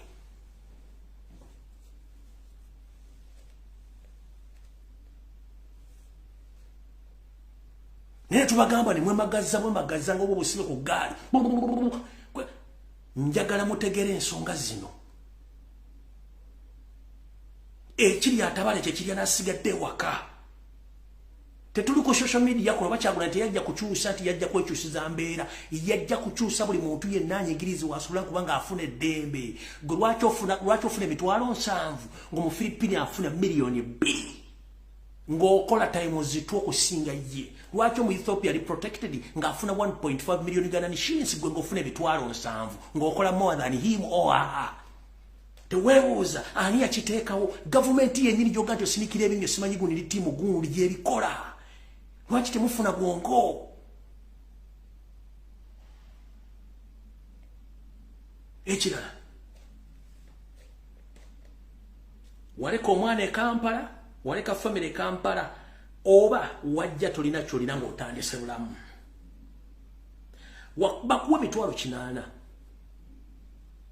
n'osindikirako family emitwalo 100 gakugulako mmere ya mwezi bukyanga tutandika olugendo luno wali osindika emitwalo 3 ne gimala family omwezi kati osindika emitwalo 6 basobole okusurvivinga to minimize the expenditure of the daily life. How much do you save per month? You're saving a centimeter. Soka webuzi lwaki embeera y'abantu ba bulijjo mu kwebeezaawo eri waggulu kye tuta cost of living. It is intentional okubanga kiri bwe kityo. Kiriwo ebijanjalo ebyagula olukungu obunene mu 4,000. Who caused that? Museveni and his regime. Akawunga kali kagula 15,000 ka 15,000. Who caused that? Is the Museveni and his regime. Amafuta lita aliyegula nusu 15,000 kati yegula 15,000. Who caused that? Museveni and his regime. Okitegeera mwajja ne simu za mwezo ezabuyonjo ziliko ennamba za mobile money kwosindikira sente za kitambu za nyoko neza ddagala essimu Airtel ya Museveni MTN ya Muhozi simu za mwebazi siba nesire bazibba kyagula nyazi siba oba yazira okenga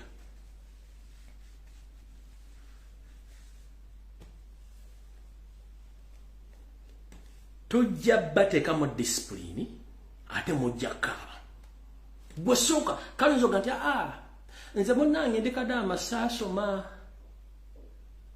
naye politics ajja kusomesa atya kuno kwekubala okutono okolera emitwalo 8 nozisindika e Kampala nekituuka emitwalo 7 10 ani alitwala yose sente zosindise zino okulabira family luli abadde bagula akawunga 1,800 bakagula 1,400 kitegeeza eje emitwalo gy'ensanvu gyosindise bagenda girira mu weeks satu okubire baba muge baba ate sente tezamaze bagala sente baba kuongere advance wa mitwalo 3 mutandika okwebalayo bati obulamu bukolera mu advance ogenda kuva emyaka 4 nga tolina advance matoyi kubanga system mfuche tulwanako. So before you attack a Bobby Wine who is fighting for you against non-issues of the petty, this cold, useless idiots boy on the social media, nga mutandika tu yap mufuneko magezi mutegere. You are aging mukula mulina abana gwena oli kadama oyagala n'omwana wafuka kadama. Use your brain, use your social media platform to challenge the government on the wrongdoings which are taking place in the country. You are facing the challenges because the rotten regime at home. So for you, you are suffering. Even right now, it's like you've handed off all your powers and your rights. Even your next generation to suffer. Bana bagenda kusafaringa chechimu. Oyana bana bafuke bakadama. Oba bagenda bakolebwa security Dubai.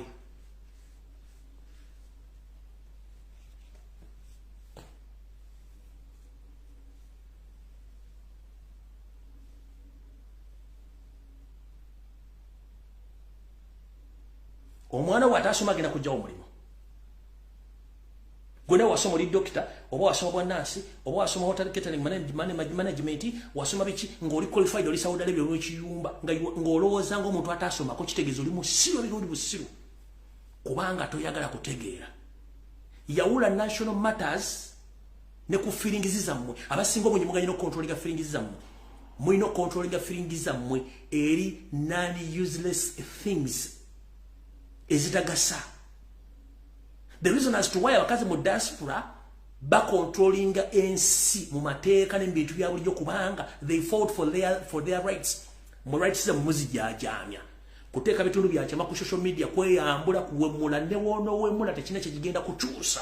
But if you articulate issues ngo challenge abasajja bali mu government nga tutise mu tukutisa, that means bagenda Katalinda, we are just here on social media talking about issues. The government is panicking.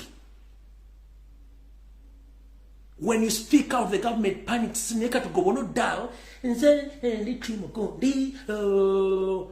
end of the day, emirimu gy'obadde okola gigenda kwekendeezaako kuba ndi wagira gavumenti. Sente z'obadde ofuna zigenda kukenderako.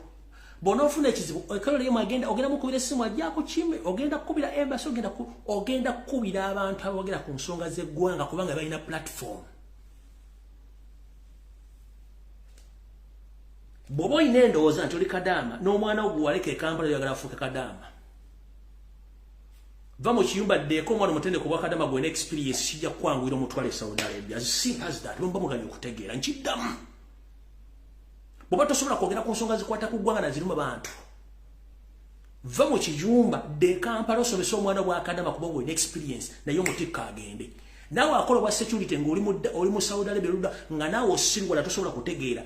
Vaayo kati essaawa zino ogenda osomesa omwana wa security omufunire visa agenda akola generation yamu ebeere nga ya security kuba you need to think beyond your reasoning capacity mutegeere nti what is going to happen next.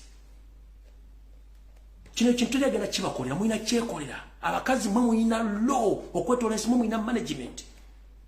Gwoza lwaki mu diaspora ebisolo abaana n'abakazi basinga amaanyi kati gw'oddidde rights zo ozitadde because of that issue. Nze mpagira gundi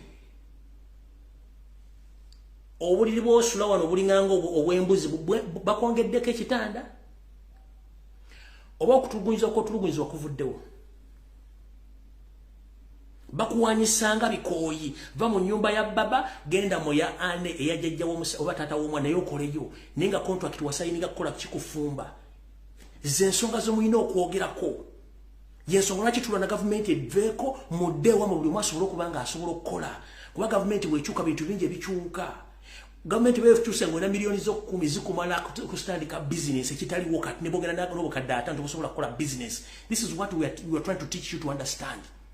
That's the difference between understanding and reasoning. Tubasomesa ebintu bino ti n'oba ovudde Saudi Arabia ne miliyoni 5 mu regime eriko tezisobola kukola, but in the regime million 5 is enough capital kutandika business. In the free world, the free country nga mateka nga kola telegena kugoba kutaka telegena kukola ki ne muganyo kutegeera mbaye ndiza muzitadde wano simanyi nkola challenge nene nyakabira ne nyamabere teri agenda kumanya kamabere go kabinako kuba the end of the day oyina okupangisa, oyina okulya, oyina okusomesa abaana. Tolina kugenda kukubira simu nti munna ate mwesereze ku fees zaabuze ate nkola. You have to face your own problems. You have to challenge your own shadow. Nobody is going to challenge you. It's you who are going to challenge your problems. Nobody is going to challenge your problems. Mubeeremu amagezi mutegeere saite muzukuke.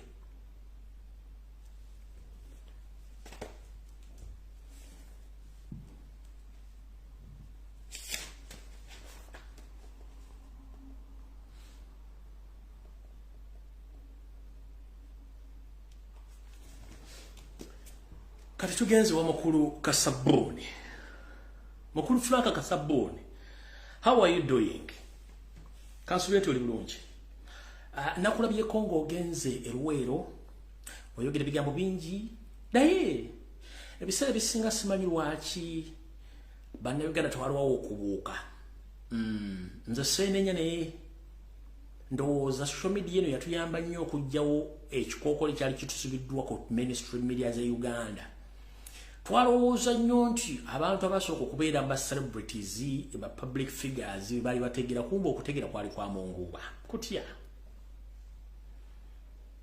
kansokeza nyaka akantu kana kayoseeri ndyoke tandike ku musajja ono buliriza bulungi nnyo ng'ayogera twabagamba nti abantu bano bakimanyi and they know the truth is they impersonated. Ekintu bayita impersonation wa imperson ye muntu okweteeka mu kifaananyi kyatali wa okweyita kyatali.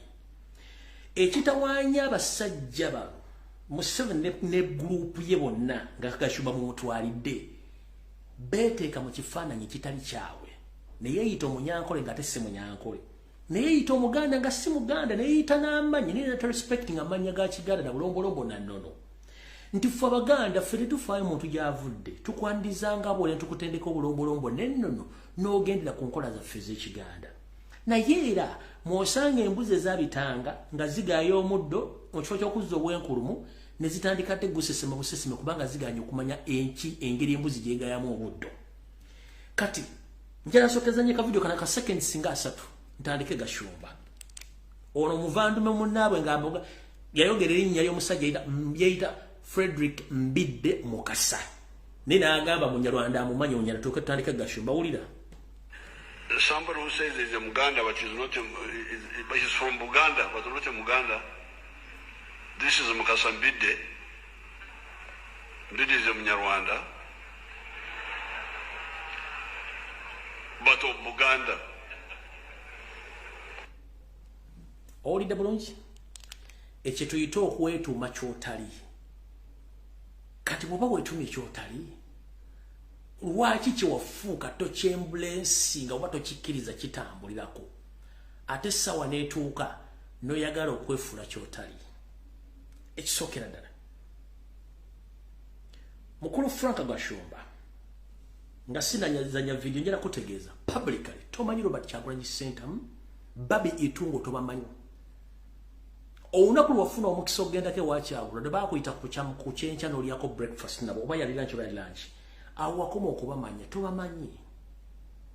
Era njagala obeere mwegendereza nnyo ng'oyogera ebigambo. Bw'oyogedde ebigambo bingi ngenda biddamu wano naye njala kati kusooka kusomesa. Mu bantu abalina ennaku ku nsi ya Katonda kono bamuyita Robert Kyagulanyi Ssentamu oba Ssentamu's family alina ennaku. Muzeyi Ssentamu azaala Kyagulanyi ne kitaawa taata wa Ssentamu be bamu ku basajja balwanira eggwanga Uganda okutuuka weriri naye tebasasulwanga wadde n'ekikumi. Nkiddamu Gashumba Robert Kyagulanyi Ssentamu gw'oyita Bobi Wine kitaawe Ssentamu ne jjajja wa Kyagulanyi ne jjajja wa jjajja wa Kyagulanyi be basajja banja eggwanga Uganda obutitimbe n'obutitimbe bw'ensimbi okulutuusa lutuusedda nga tebabawanga wadde n'ekikumi. Naye ogenda otambuza ebigambo owalabuka ebigambo kati kankudde mukulu. Ekisookera ddala famire ya Kyagulanyi togimanyi era gyesonyiwe. Kyekisooka ekyokubiri wawogula ompokose ebigambo Kyagulanyi yatunda miles 2 ez'ettaka lya kitaawe eggomba. Kati kankubuulire kitaffe obanza abembogo babeera bakoddomi bange Robert Kyagulanyi Ssentamu kansookere ddala tomumanyi nga bwe nkugambye ne famire togimanyi. Omugenzi Ssentamu azaala Kyagulanyi yazaala abaana 37 ne gw'omanyiko Kyagulanyi yazaala abaana 37. Kiri ku record nti n'olumbe olwalina okwabwa lulagibwe abantu bonna b'Oluganda bakona emeka terwayabwa olw'ensonga nti gavumenti yateekamu omukolo ng'eyita mu RDC w'eggomba nga baagala kukyankalanya ne bo ng'abaana abambeeyabyako olumbe. Kati mu Buganda watomete omuntu asobola okweyabyako olumbe kitegeeza kozesa obwongo obutono osooka otegeere. Ekisooka omugenzi Ssentamu bayaleka abaana 37 nga Kyagulanyi y'omu ku buto obusembayo kati ate akaana akato kakwata katya miles 2 ez'ekakazitunde. Oyo propaganda takyakola. Nakugamba egeddio state agent kyangu nnyo okwakisesinga information woba okyagala. Genda Minister of Lands oba genda Kwero C ku kyalo Babwanje bamuzaala eggomba bakuwa endagaano ng'endagaano Kyagulanyi yatunda ettaka yatunda ettaka n'aliguza omwami bw'ati ne bw'ati ng'endagaano yatunda miles 2. Kyetwagala obanga ojja okwogera sooka osengejja ebigo by'oyogera. Kyagulanyi y'omu ku bwana obuto obusembe mu famire ya Ssentamu nga ne school fees muzeeyi Ssentamu yali tazirina. Edi yawe agunda gundi chairman nyanzinaawulira Robert Kyagulanyi kiri ku record. Kati ate omwana asembayo in fact sire musika tiyasika kuba tebannafuna musika kati gotandiko. Let me first prison you here. Obigambo yo yennyini wayogedde bwoti. Banze njala nnyo n'enzira bintu by'omuntu ng'ayogedde wagaye bwoti. Ufuuse muze mu Uganda abantu okukozesa ebigambo ebisiga obukyayi mu bannayuganda nga bisobola okuvaako ekitta bantu. batoba fera ogambye gufuuse muze mu Uganda olw'abantu abavaayo ne boogera ebigambo ebisiga obukyayi ekisobola okuviirako ekitta bantu mu Uganda. Soke mpozingemu awo. Mukulu Frank Gashumba kakutwaleko mu ssomero osooka oyige. Mu byafa by'eggwanga Uganda bukyanga libeerawo nga n'amagulumeeru babinyise mu nsi bagenzi twabeerangawo kitta bantu genocide tebeerangawo ng'ebeesinga ku mawanga tebeerangawo. Nkujjukiza Uganda erina amawanga 56. Uganda erina amawanga 56. Those are 56 tribes across the country. Have you ever heard anywhere in Uganda that we had a tribal crashes or tribal fights? No way. Tetuviraako na ggwanga lona mawanga tikibangawo. So genocide gy'ogamba egenda kuva ku ggwanga ki ng'eredda ku ggwanga ki mukulu. It is impossible kubanga tekibeerangawo. So next time bobanga ojja okwogera either oba weerabidde okwesabbuuna oba wazze tolidde olina okusooka n'okola okunoonyereza ku kikyoba ogenda okwogerako ng'ozze n'obuvunoozi n'ekikikwatako ekituufu kyoyogera. So leka kubanga omuntu avudde eri ng'olina ebizibu omaze emyaka omaze n'ebisiibo nga tolina ku kifo kyankoko n'okikuwadde mu famire bakikuwadde ndolaga mukyala afumba mufumbisa kanzaali ki ate wanaavaawo mumpe n'obuliri neebake kati yengeri gy'ojjamu awo kubanga omaze emyaka tolya nkoko ogenda maka g'omuntu ng'afumbye enkoko neewombaga wona sigenda kuvaawo ate naakyala ng'ewola nja ng'otandisa okwesesa ng'omutaamazeewo y'embeera gy'ojjiramu ku media. Tuli amawanga 56 mu Uganda. Tuwabangawo kulwanagana mawanga gonna ago tekibangawo. So there is nowhere anywhere in Uganda where we can be having tribal crashes. Do you copy that, sir? Tugenda maaso kwongerayo. Uganda baffe ab'ekibiina ekiyitibwa National Unity Platform balina eddembe lyabwe okuwagira ekibiina kyabwe ng'aba DP balina eddembe lyabwe ng'aba FDC balina eddembe lyabwe ng'aba NRM balina eddembe lyabwe nga naffe ab'MK movement bwe tulina eddembe okuwagira Jeno Muhoozi Kainerugaba. Alright, ogambye buli kibiina kirina eddembe okuwagira abantu baakyo. Yes, kirungi nnyo era tukikkiririzaamu. Ngera sooka kubuuza. MK project, is it a political party? Is an organization which is registered? Chichiba chita batya.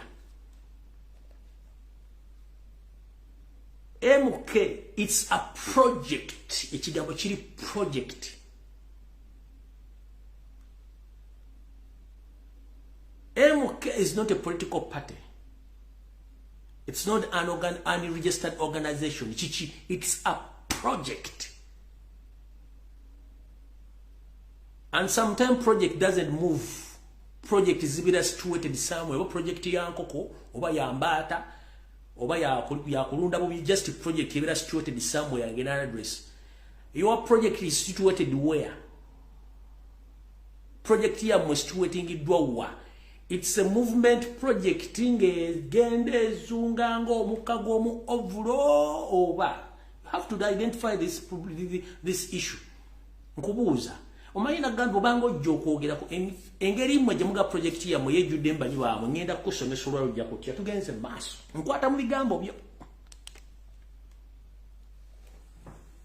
Naye ate ekyo tekikuwa liberty okukozesa bigambo ebiyinza okuvaako ekitta bantu. Abantu abali close ku president wa NUP Honorable Robert Kyagulanyi bamaze ebbanga ku social media nga basiga obukyayi eri mu bannayuganda. Obukyayi obuyinza okuvaako abantu okutemagana amajambiya ne tulipootinga ku poliisi kati ne kiva ku ekyo ababaka ba NUP waliwo omubaka ayitibwa Lutta Maguzi yendooza bw'atayogera ku ku bigambo biyinza kuvaako kutemagana majambiya mu Uganda taba na mirembe. Alright, mmanyi nkukwata mpola. Kibiina kya National Platform nga kikulemberwa Bakyagulanyi Center mu kitambula kisiga ebigambo ebyo bikyebinza okuviirako amanga okutemagana.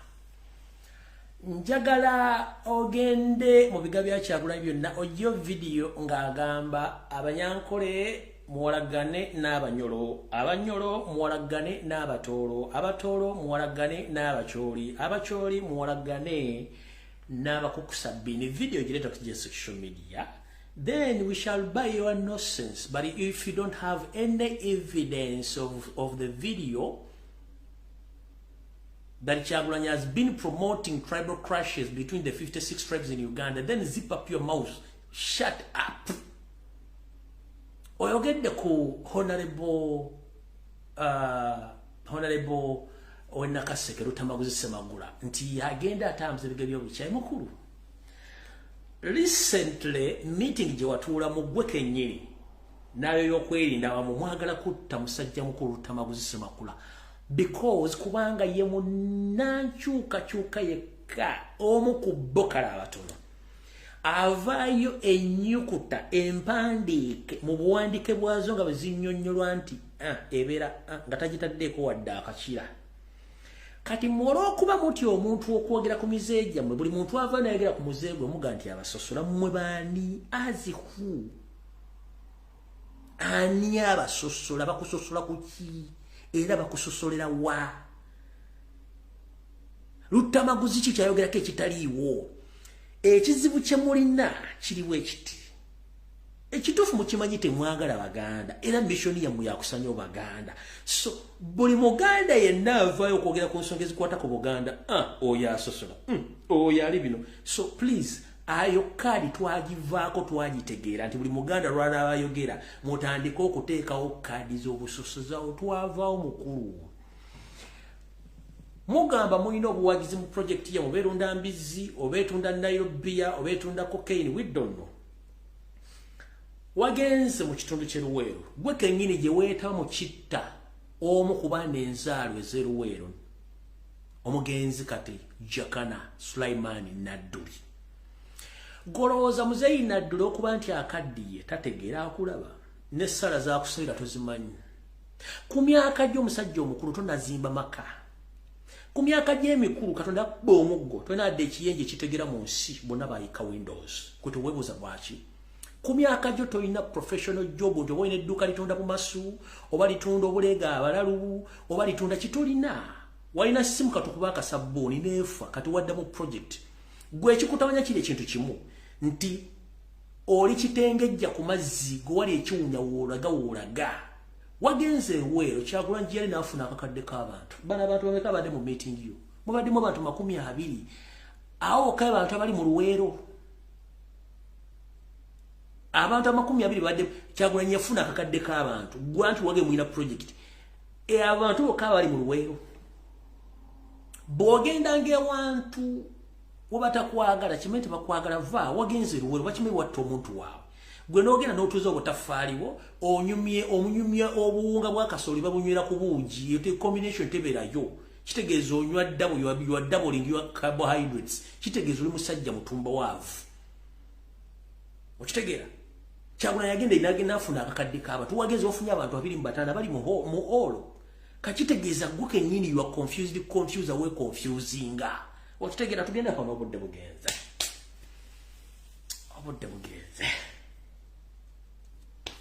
Badde njagala nkukuba omuggo gwe kyaligwe mu vidiyo eno. Niyo obudde bugenze. Kandabe ziri eddakiika. Kankwongereyo. Kikoledde ebbanga, unfortunately poliisi yeetunula butunuzi.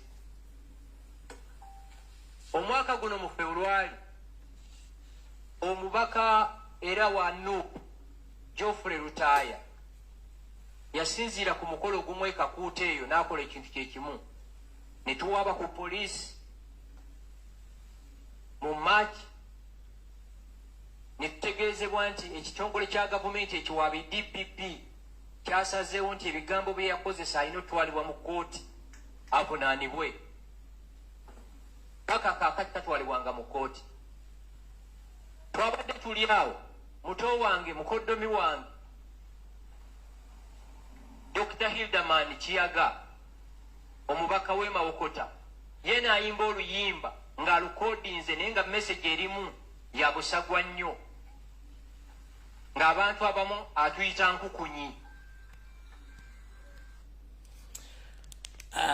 All right, tukwatemu katono nnyo. Tabaguzi ayogera ebigambo asigire buchayi. Mukuru Geoffrey tayagera ayogera ebigambo ne muga ku police. Kati mukuru wagenda nolopa ku police nti basikoba obuchayi bwe buluwa reference je bakuwa kubanga when you report a case to police immediately they give you a reference number which you can give to any serving police officer to arrest anyone because he's needed. He's a criminal. Wachtegera. So, bobate waliwo reference eyo musango gwawa wago mwawa kitegeeza ne police ekimanyi you are just looking for relevance. Ogambye Dr. Rudaman Mazongo teyayimba oluyimba n'abayita enkukunyi. Naye did he mention that the Frank Gashumbo oli nkukunyi oba someone is nkukunyi oba omuntu yena ati nkukunyi? The problem you have mukoze so muwuliriza olulimi olutali lwammwe. Nakugamba next time bobanga oli munyarwanda kozesa olulimi olulanda ojja okutegeera obulungi ebigambo beruga nti tebimubitegeera. Kati obanga oli yayimbye enkukunyi kati gwe mu mentality y'ombongo obwo to reverse oba okuzzaako akatambye mabega. Mu ggwange wali ensibuko yo eggwange eryetongodde erya Rwanda we waliyo olutalo mu 1995 waliyo amawanga aga asatu abatwa abahutu n'abatuusi. Ani yaviirako ekitabantu ekyaliyo yaliyo Serike Nyiri ng'akitaddemu ssente. Mwalimu eggwanga lyonna mu Uganda eryagenda teritta abantu e Rwanda. Mweke nyini justice a mere 3 tribes mwagana okukwatagana ne mwetta. Naye kodi name yaliyo gye mwakozesanga bimwattanga babayitanga biyenje kati olwokuba nti olina mentality eri nti baba bwe mukozesa ekiyenje ate nga mubikozesa nnyo katono bwe yayimbye enkukunyi n'ogaba badde bategeeza ffe please gwe kennyini gw'otandise okwezuula mu kyoli n'okyejjalu natiko kiraga abantu manyi ebiseera bisinga bw'oba oyagala okumanya okutegera kw'obuntu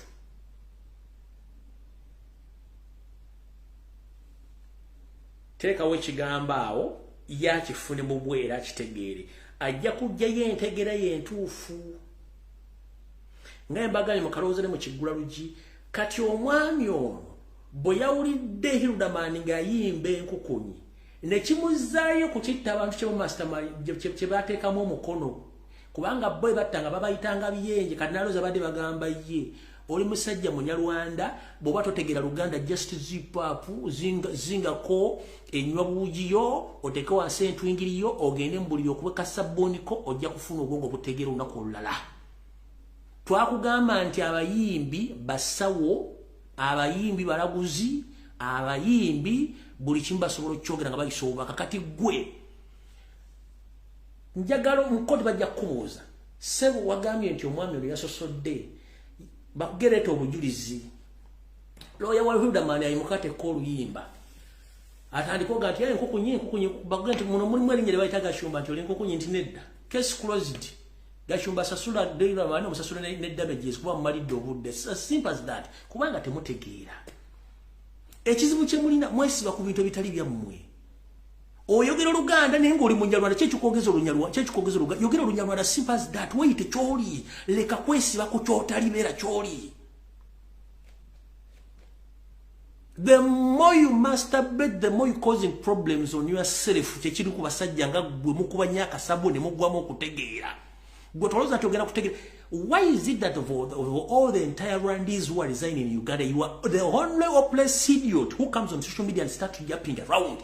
There are over hundreds of Rwandese who resign in Uganda. They don't even come out on social media to yap like you. Kasajja gwe bakufuka mbwongo Antonio yakuzala mu gwe Antonio yakuzala mukazi wa nene ndawulinde bakuzala mu ssenga ni bakuzala mu nnyoko wali awo ekisinga okumewunyisa gwagamba tusosola era abasajja banno tusosola gwe kennyini abaana abatali bannyoko Antoni bataazala mu nnyoko njagala ntaye ekifaananyi kimu nga bali mu ddiro lyo gwe kennyini abaana nnyoko batazaala wabasosolerawo dde wano. Some of them are celebrities in Kampala, but they don't speak like how you speak era obaswaza. Gwe kennyini baganda bofamire abaana batato baazala nga tebazaala mu nnyoko gwe kennyini wasosola tobasobola naboogerako wadde okubalagako mu public nti ono muganda wange nowhere goza tetobamanyi. Bwe tuba tunyumya abantu abasosola gwe nambeegi emu ososola n'okuviira ddala ku famire yo kennyini abaana batali bannyoko nga Antoni bazaala mu mukazi mulala bonna basosola bogamba sibamanyi. Waliwo n'omu nga is a prominent man ali very quiet akola business ze atakola mirimu gye ku TV ne ku radio naye teyinza kumanya nti muganda wo.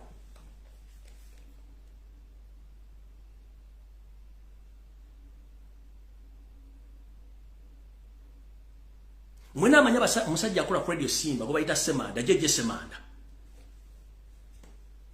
Oyo gaya akola koti Lutikko n'akola Smith programs oyo Jeje Semanda muganda wa oyo Kasabuni baawula maama njagala ndaga ekifaananyi kimu nga balina oyo musajja gaayo oyo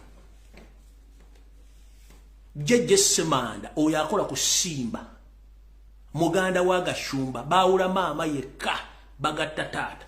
Niyo okumanya embwa yesosola yasosola abaana bonna abatali bannyina na kitaawe n'abasosola n'abateeke batabasobola kujja mu maka ge wala baleko mu kifaananyi kyonna nga balina Gashumba kati gonyuma mu kusosola mb'ososola musimba bantu basosola gwe kennyini efamire yo gisosola togyagala.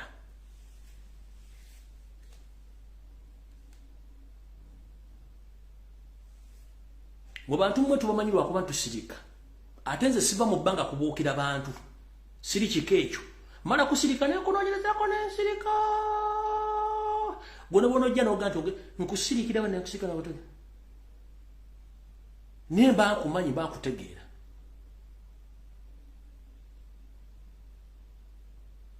Jeje Semanda akola ku radio Simba muganda w'oyo Gashumba guy ali very easy simple toyinza namuwulirako mu grudges zonna akola mirimu gye professionally naye oyo guy awala na family yo baganda b'oyo omwana wadde ne mu kifaananyi toyinza balabako ng'ojonyumya teba tusosola ali akusosola banaye obudde bugenze sijja kamalayo munasonyo sijja kamalayo njja kadira program kengo muzijukiza kengendo tandikirako nsoke musomese onategeere bwoba totegeera Luganda luveeko ekizibu kye mulina mwetuma amanya g'ekigali temwagobera bulongolongo nannono era temwayiga Luganda wadde oyinza okuba ng'ologera temwategeera Luganda bigambo byalwo mukulu bwe tuba twogera ku nsonga z'Abaganda tufuka tribal naye nga nkugenda Uganda niwo mwanga 5-6 tegalwananga nago naye mwa muwanga 3 gye musibuka betta ne basaanawo naye nga kyava ku kyakikola ali Museveni waki tokondeminga Museveni fuwa tetusobola kweta it is impossible kubanga tutwewasizza tuli baluganda bakola mikwano tetusobola it is impossible there nothing can happen in Uganda concerned about this major genocide tebisoboka siju kubanga okiwulira mutima gw'oyina obukyayi n'obusosoze no yogera amaso gakutwakaala emiswa ne gikujja mu bbanga wena n'onyinyibala kati mukulu bw'obanga otuuse ku ntikko y'abasajja abakulu n'abakazi otunula otya obanga bw'otwakalidde bw'otunu n'amaaso ne gakkaluka bw'oba otuuka ku ntikko okola otya mukulu ng'obadde otambudde olugendo ogenda ku tikkulu ofaanana otya wakaludde amaaso bw'oti amaaso ne gakutwakaala emiswa ne gikuleega n'olyoka ogazi ennyini kati mukulu ofaanana tutya ng'otuuka ku ntikko otekkula mukulu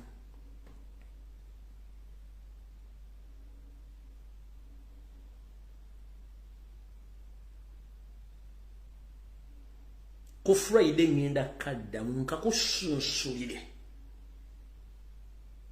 ojja kutegeera omulimu otusiriwaza nnyo